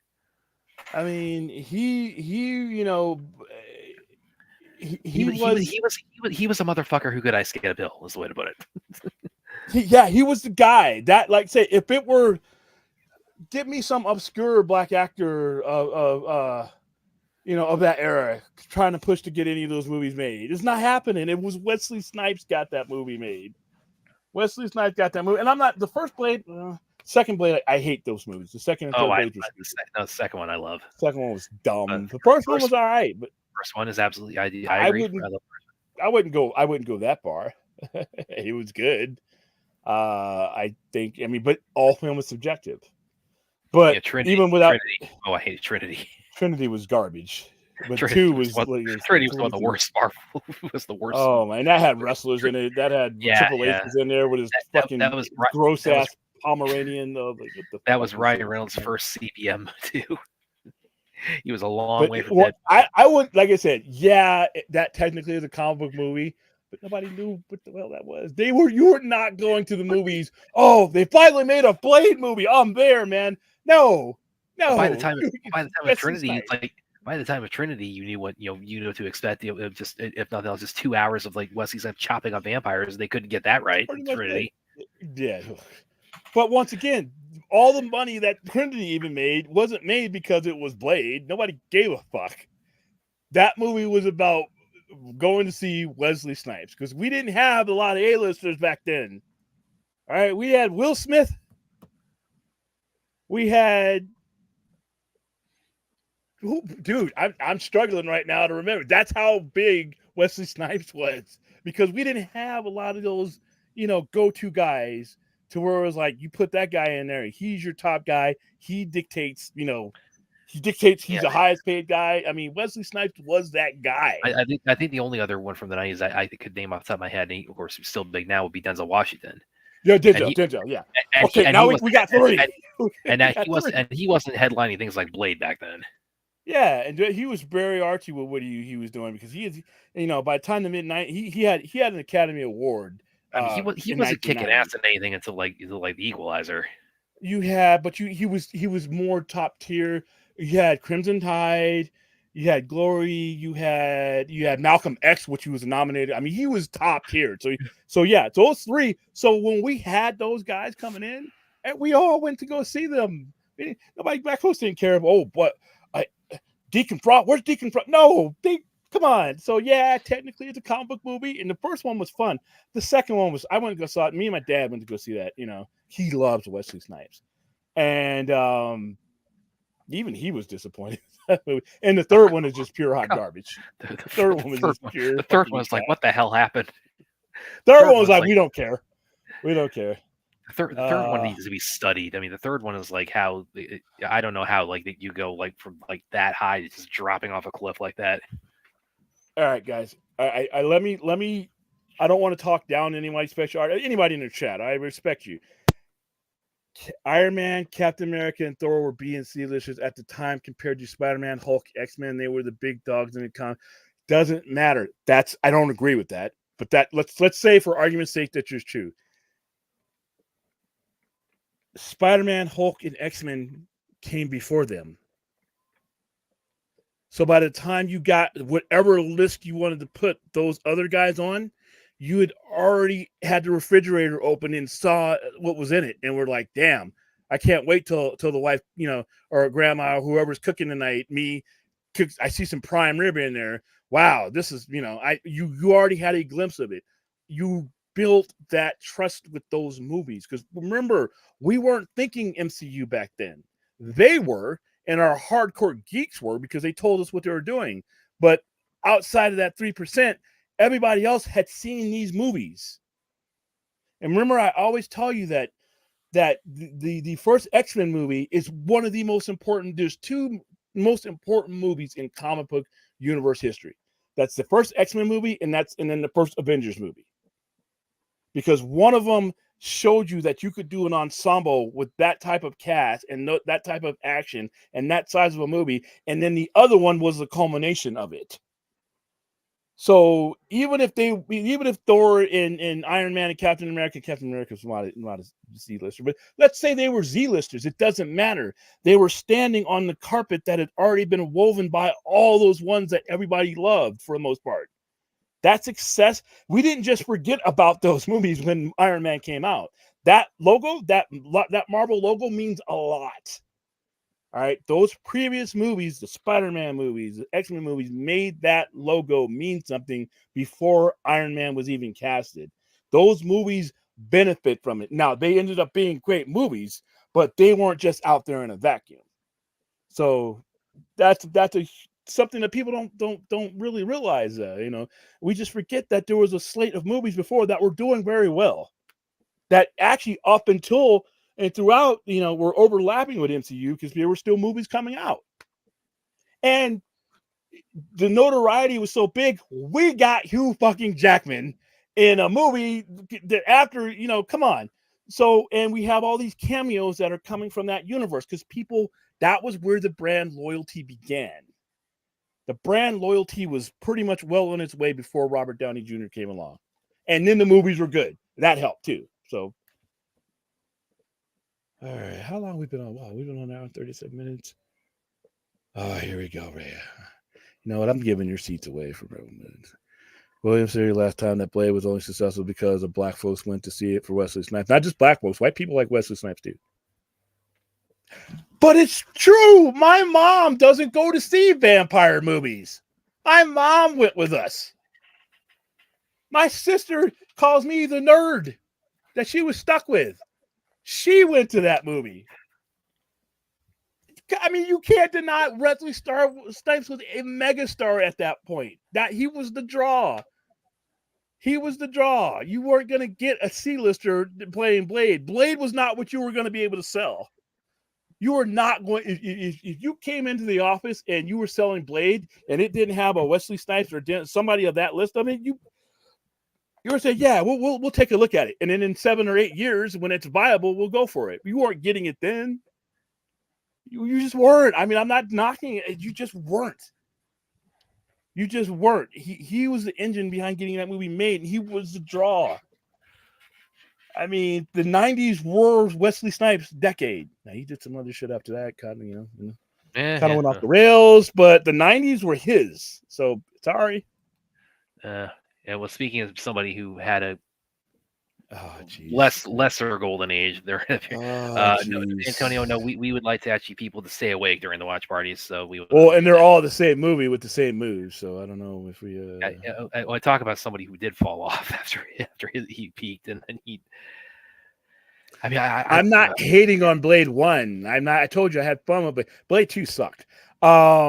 And Blade 3, you didn't throw Blade 3 in there, Aztec. You know that movie was bad. Yeah. No, come on. They're always trying to turn it over on me. Wesley Snipes redefined the comic version of the character. Not even Jackman did that. The comic, okay, all right. I think he's talking about. There was no defined. Exactly. It's like there was nothing for him to define. So the perception of Blade is very much predicated on Wesley Snipes' portrayal of him.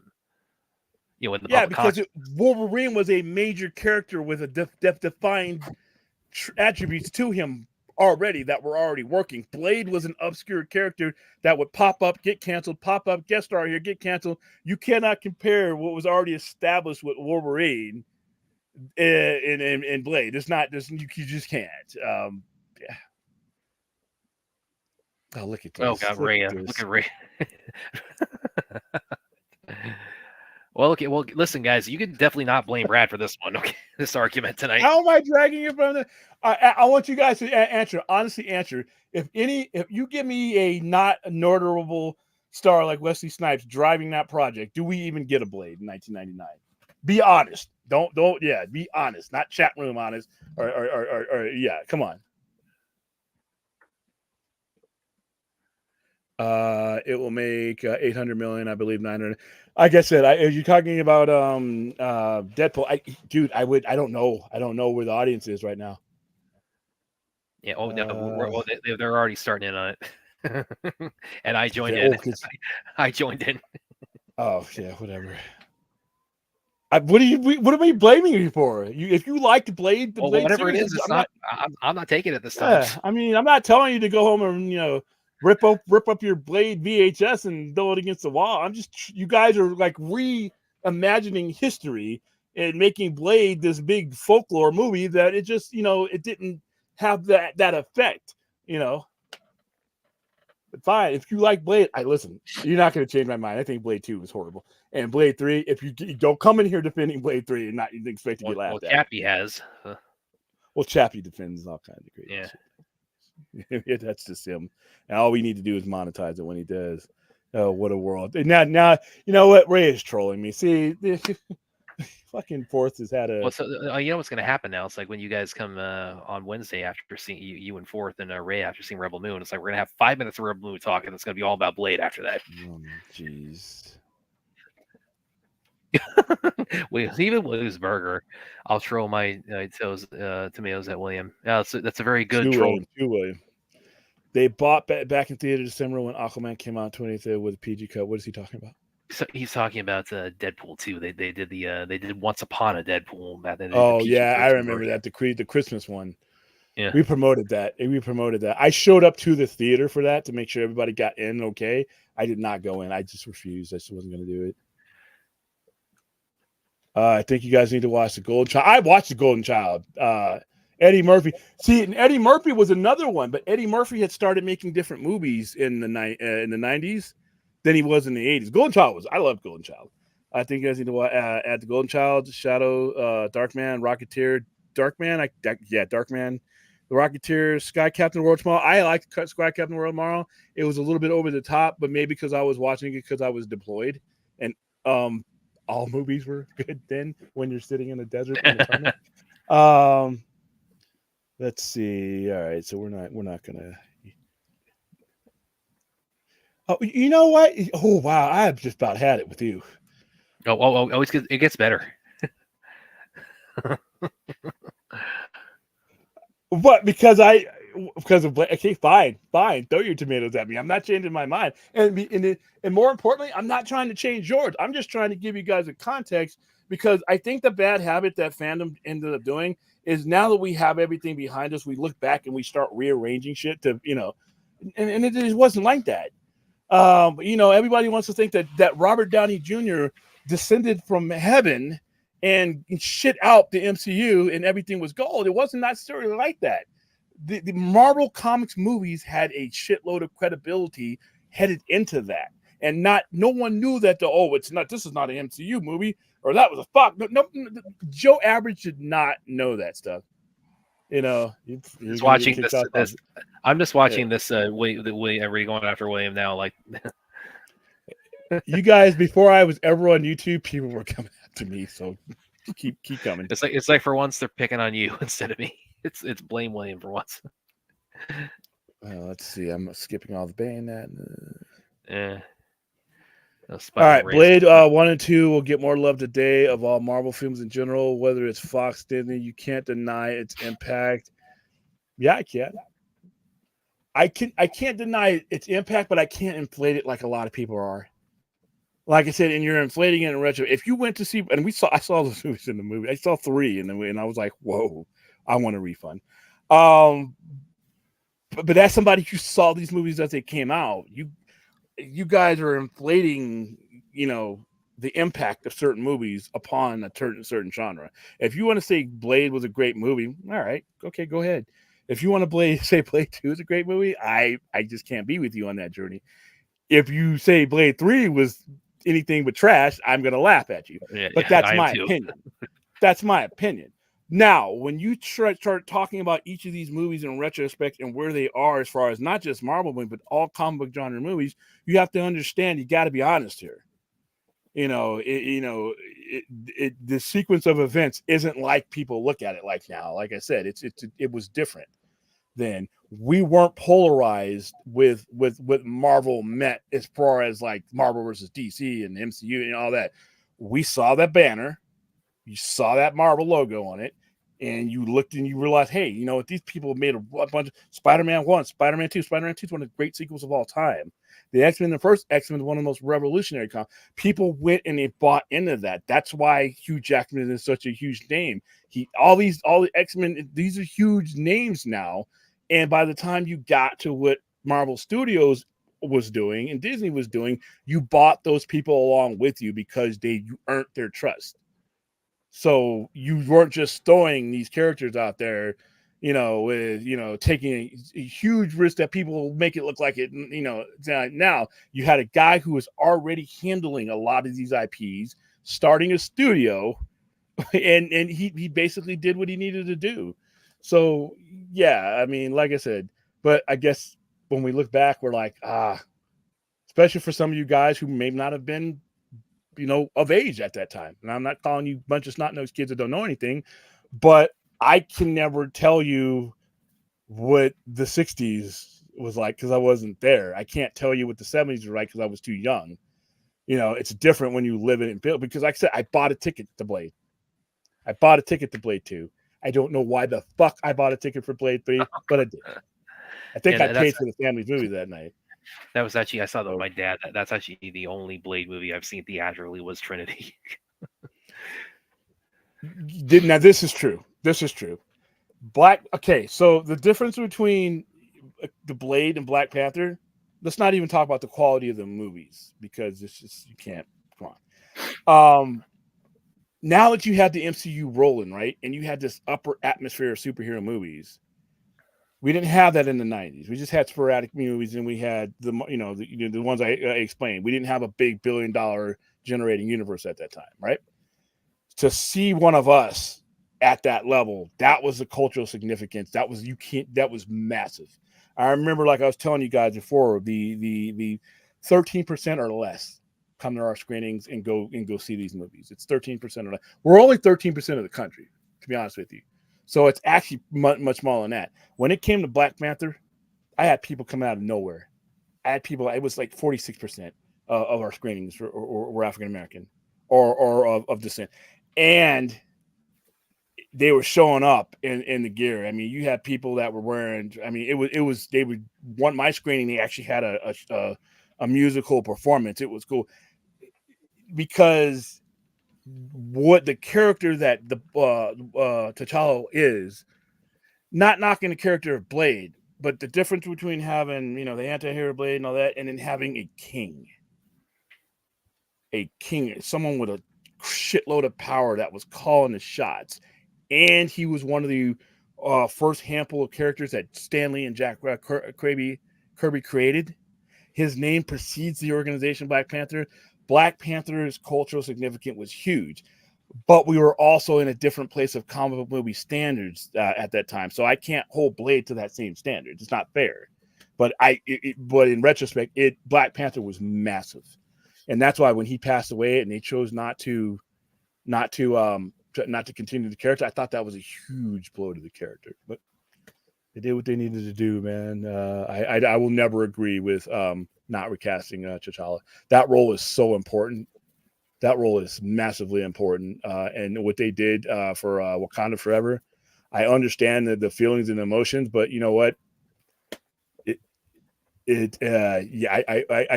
time I think of that movie, what a disappointment it was for me and I think it hurt Neymar's character in there, because as he rose in significance in the movie, there wasn't an equal to rise with him, and I think that hollowed out his performance a little bit. So,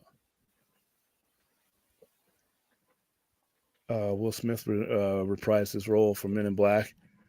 I don't know if they'll ever make one of those, but hey, we're about to get Bad Boys 4. Aaron says they should recast Black Panther Blade Watts so Black Panther could run.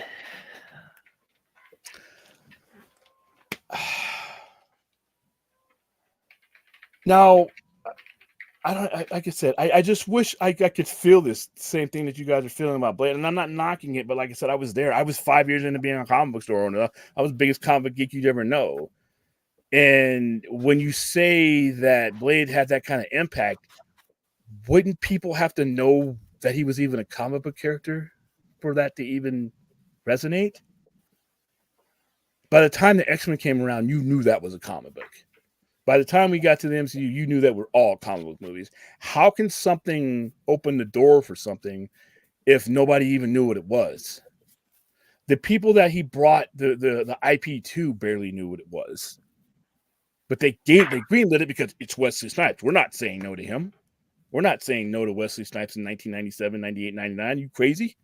He's just going to take this idea somewhere else, and he's going to, Wesley Snipes, he's going to make his money. and we're going to get fired from our jobs.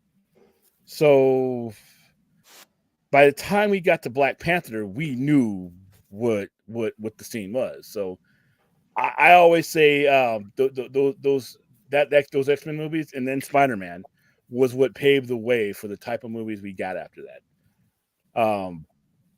Like I said, the genre that benefited the most from Blade was Wesley Snipes, as he should have. All right, let's see. Blade, the Batman. I'm more here for a Batman fan. Samuel Jackson as well. Samuel Jackson, yeah.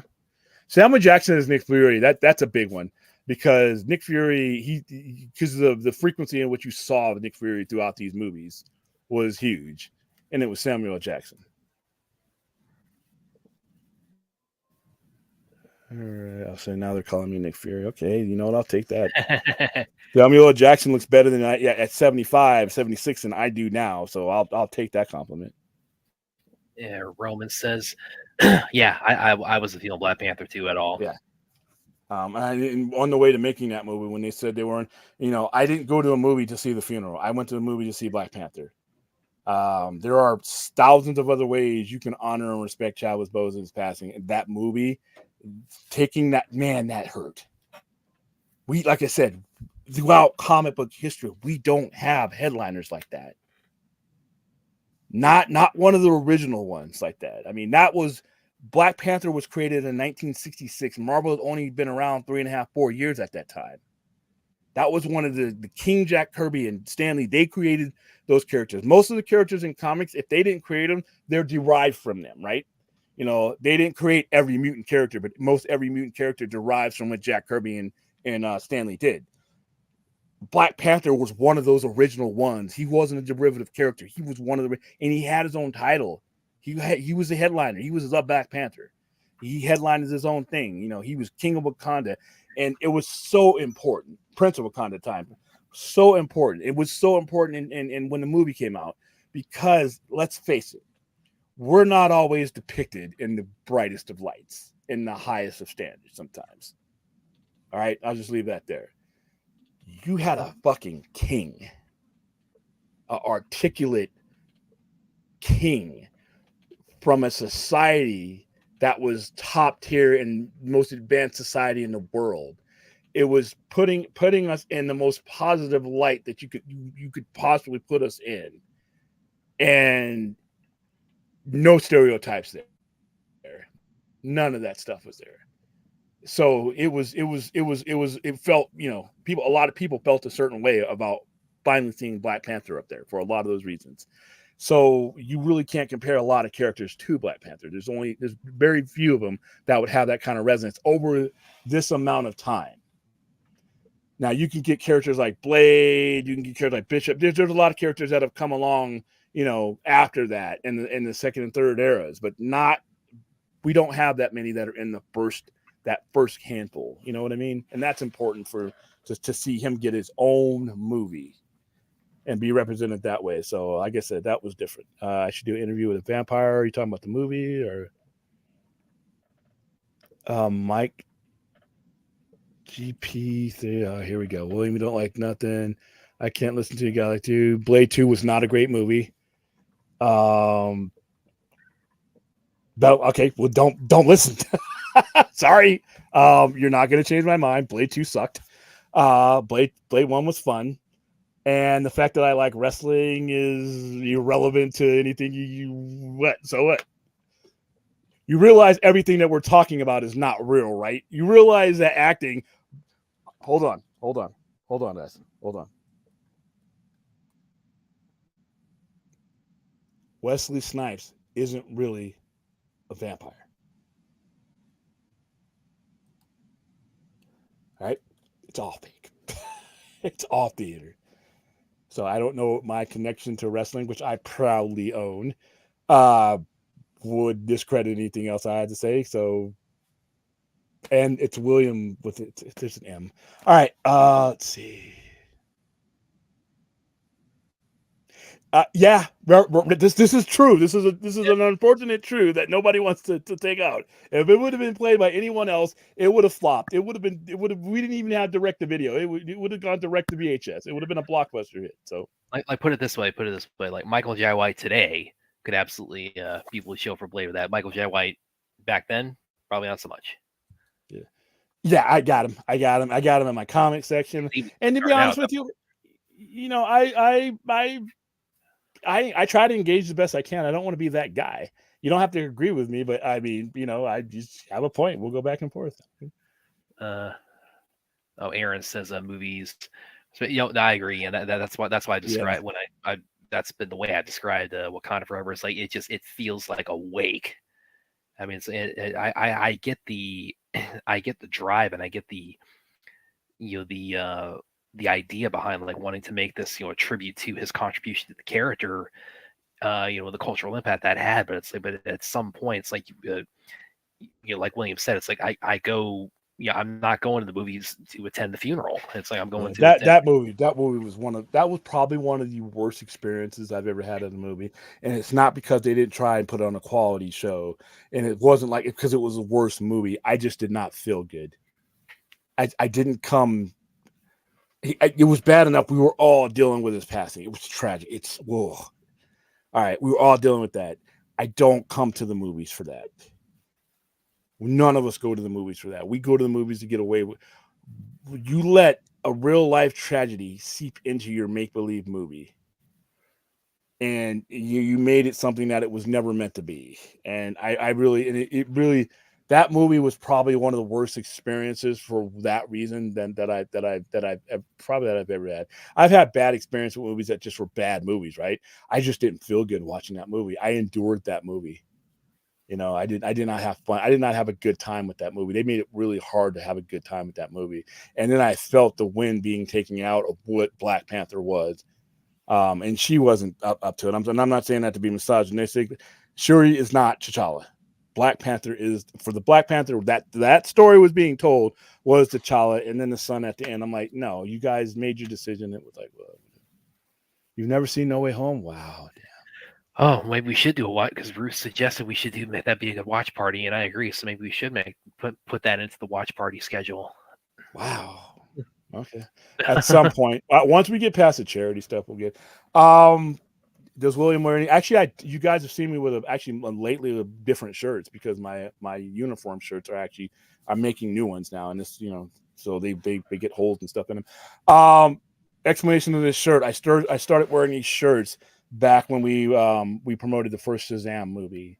All of us that went to that movie got shirts. I gave everybody shirts. They glow in the dark. When we took our picture, there was a picture with all you can see is the lightning bolts with us, right? So I had extra these over, and they have my logo on them, and I wear them a lot. I wear them when I'm at the store. I wear them a lot because we do a lot of stuff outside and in the public and in theaters. And then the easiest thing to find is a bright red shirt with a lightning bolt on it. It's the easiest thing you can find for me. So it is actually a work shirt. The new ones have you see how we have this white logo, this white QR code, flow code next to my logo. It's only going to be on the back. So when I'm somewhere else and I'm standing in front of somebody can scan that code. So this is a work shirt. So just like if you see somebody working at a gas station or at Home Depot, it's as much part of me and my business as the orange apron is for Home Depot. So that's why for so many times. And if you look at my logo for our channel or anything on there, I literally have incorporated it into this because that is part of being recognized. Spider-Man's got one for me right here. Wesley Snipes, Michael J. White were both Michael Jackson video. Wesley was in bad. Yeah, I was aware. Oh, Michael J. White, he was in Beat It? I was not aware of that. How old is he? Michael J. Well, he's I'm not.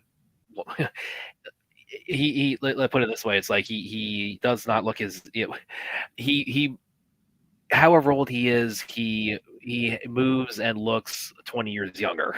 That's the way to put it. It's like he's got the you put him in the octagon with guys, like he'll be putting guys like 20 years younger than him to shame. How old is he? How old did you just say he was? I didn't know. No, I don't think that's out there. So, but He's I will agree with this. I was with him at all. Sam Jackson as Mace Windu was a big move for Black Clothes and fantasy film. Yeah, because Star Wars, which is a massive franchise, and Ninja was one of us, and he negotiated to get his Lakers colors incorporated into his lightsabers, which I have, the purple blade and the, you know, I agree with all that. He says Michael J. White is he should put Spider-Man is a good one here. Michael J. White is about 32 years younger than William Sides Davis. Oh, you guys are lucky I'm not thin skinned. I mean, all right, we got 70 people watching over all of our platforms, so please hit like and subscribe and share all of our links. Excuse me. Aaron wanted to correct you on something real quick. I need to correct you on something. William Bishop is an Aboriginal Australia, the Australian First Nations mutant. Person of color. I understand. Let me rephrase it. Non-white. If you look at so I should have clarified that, but so if you look at all the early Marvel characters for the first maybe 5, 6, 7 years, and all the teams for the most part up until the mid 70s were predominantly white. That's what they could get past the editors. And remember, we weren't the same country in the 1960s as we are now, even though now we have some issues. So when I say that, I'm a person of color, and credit not just Stan Lee and Jack Kirby. Stan Lee wanted to do it, he just couldn't. But when Chris Claremont took over, and John Byrne actually, they pushed that. Big Bishop is, I think, is a Chris Claremont. But yeah, so when I say that, I understand. But when let me use person of color. Then I think that's probably so. Thank you for the correction. Spider-Man also wanted me to pull this up. Trivia question: When the origin of Sam Jackson, Nick Fury? Do you know it? You mean like from what I have heard? Yeah, canonically, like how it needed to be modeled on him.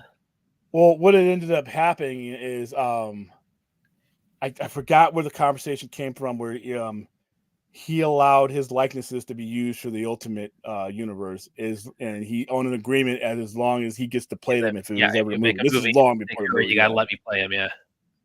But his origins were, if you're talking about his canonical origins, yeah, they were completely different than Nick Fury's was.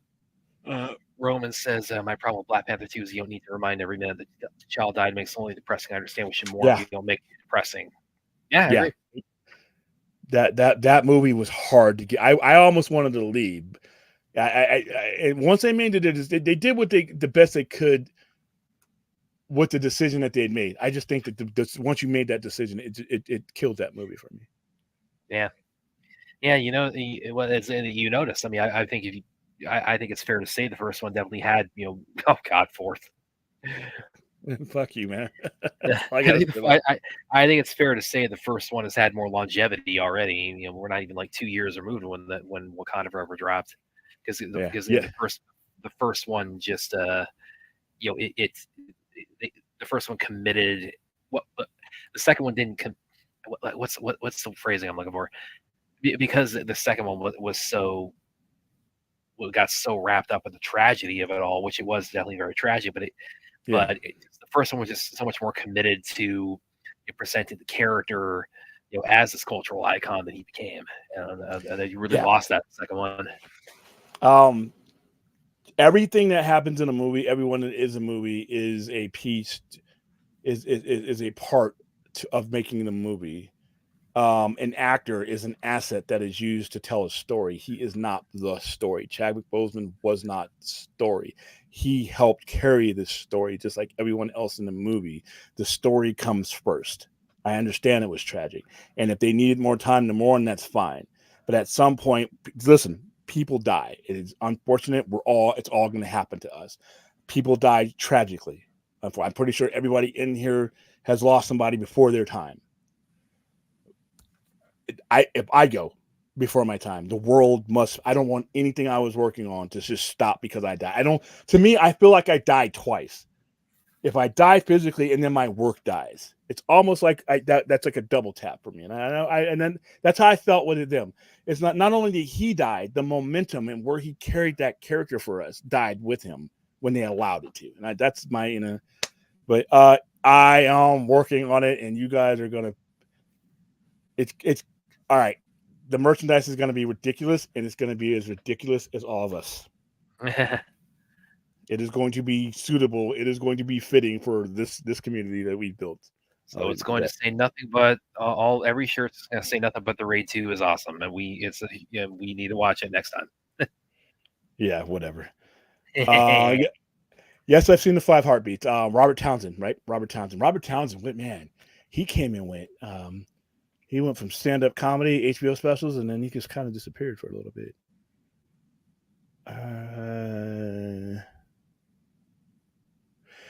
I see, Daniel Martin. I don't think the idea there was no way to actually execute that idea right. That's what I thought. Once they made that decision, I thought they put themselves in a major hole, and there was no saving that movie after that. Not narrative. It made a lot of money, right? Yeah, but it just, man, it just did. I did not. I've never seen that movie again. Yeah, I haven't either. I've seen the original. I've seen it, many times, and Wakanda Forever. Yeah, the original is so awe-inspiring. When I actually got to interview, I'll go and pull up here actually. I know, Brad, I got a little bit. If you're fired, this is not a clip. This is not gonna get kicked off. I will carry on the sci-fi. I will carry on the Sci-Fi Center if anything to happen to you, William. I will don the red shirt. Oh, sounds like Star Trek in the red shirt. That's hilarious. Okay, so this is actually something I did. What has happened? You're willing will live on me. Well, that's good news to hear. They made it so folks can just yeah. And by the way, I did not need her to die in that movie. Man, I love that because she was the best thing about that movie, other than Huerta. But she was the most complete thing about that movie. She should have won that again. Listen, Jamie Lee Curtis did a great job and everything were all at once. But I'm sorry, I thought that Angela Bassett should have won the Academy Award for that movie. But and I remember the look on her face when she didn't win. She was graceful, but she was so disappointed. And I felt it. I felt it when that happened. So yeah. Yeah, let me show you guys a little bit of a little thing I got to do. Kind of tied into the first Black Panther when it was coming out. So this is an interview I did with of course, my alma mater, one of my outlets I still contribute to, Kung Fu Kingdom. I interviewed we actually interviewed him multiple times, Maurice Crump. You guys may know him from some stuff he's done with Tony Jaa, Michael Jai White, and Aleem Hussein. He works a lot of martial arts flicks and things like that. And he was Chadwick Boseman's trainer for the first Black Panther. So when I found out about that, I reached out to Maurice and we set up an interview. And he was very gracious, and we went through the whole process of him kind of getting working with Chad to get into fighting shape for it. And funny thing about that too, once this went live, because something's wrong with the date here. It's like I know it went live earlier than February 27th. That year it went live before the movie was out, like 2 weeks I think beforehand. But something's wrong with the date there. But so that interview goes up, and somebody I forget his name, but it was but a guy from like the Tampa Times or something. He contacted me and he said, "Oh, I saw you did that interview with Maurice Crump, who trained Chadwick Boseman for Black Panther." And he was kind of doing his own story about it. He asked if he could feature this interview, kind of feature, like, blurb it or his piece, and say, "Yeah, sure, man, go ahead." So, and I think the reason why specifically it was Tampa Times because Maurice is from Florida, so he's kind of got the guy's roots down there. So, but yeah, that that was kind of cool to see. We did this, and it's kind of made the papers a little bit. But yeah, I cherish this fairly. Even more so than I did at the time, because Maurice is a hell of a martial artist and hell of a performer, hell of a stunt guy and fight choreographer. But again, the fact that he was part of the legacy of the first one really. By the way, you can see Michael Jai White there this year too. I'm sure Spider-Man's really loving that. But yeah, that I got to do this. I mean, just and Chadwick Boseman passes away like 2.5 years later. Yeah, I remember hearing about that. I was just floored. I was just floored. So it's one of those things where you really cherish you getting to do something like this that much more. Yeah, I could agree here. And like I said, for me, it was just I watched the movie. I thought our performances were great, but I thought Angela Bassett it's getting tired.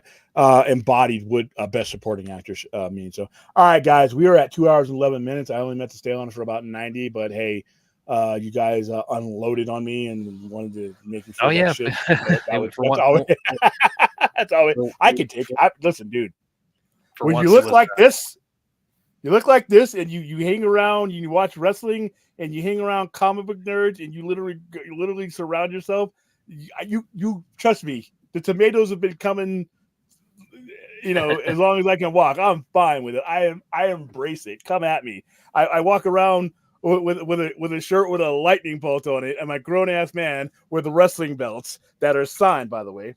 I own all my nerdy habits. I am, like I said, and it's gonna get worse as I get older too. So I get a little bit more money. So, all right, guys. Real quick, I thought I'd bring this up too before we sign off, because this kind of goes a little bit back to the Ray Porter thing, because there was a little bit more of an exchange he had with somebody I just saw a minute ago. Somebody asked him this genuine question, why, and he says genuine answer, why not? And he was like, yeah, I love it, but I'm just wondering why you felt like tweeting it. And he said, yeah, thank you. I'm sure there's a ton of reasons why it wouldn't occur, but it seems like a lot of people wanted to, so I posted in support of them. And he tweeted this like about 10 hours ago or whatever it was. That's it. And then the one where he said it's something that would make a lot of people happy. Why not? He really didn't need to go any further than that. So I'm surprised he made the tweet, because, like I said, he knows what kind of hellscape that Twitter can be. But you know what? Hey, you know what? I when it comes as a support hashtag, just leave those people alone. If you got to swerve out of your way off the road to go fuck with something, that means you're the fuck up. You're the person that's messing things up. So, all right. Well, that's it. I'm going to go eat. I got a big, huge sandwich with a whole lot of bread that I probably was ill-advised decision, but hey, it was quick, and I am fighting the allergy. Oh my goodness.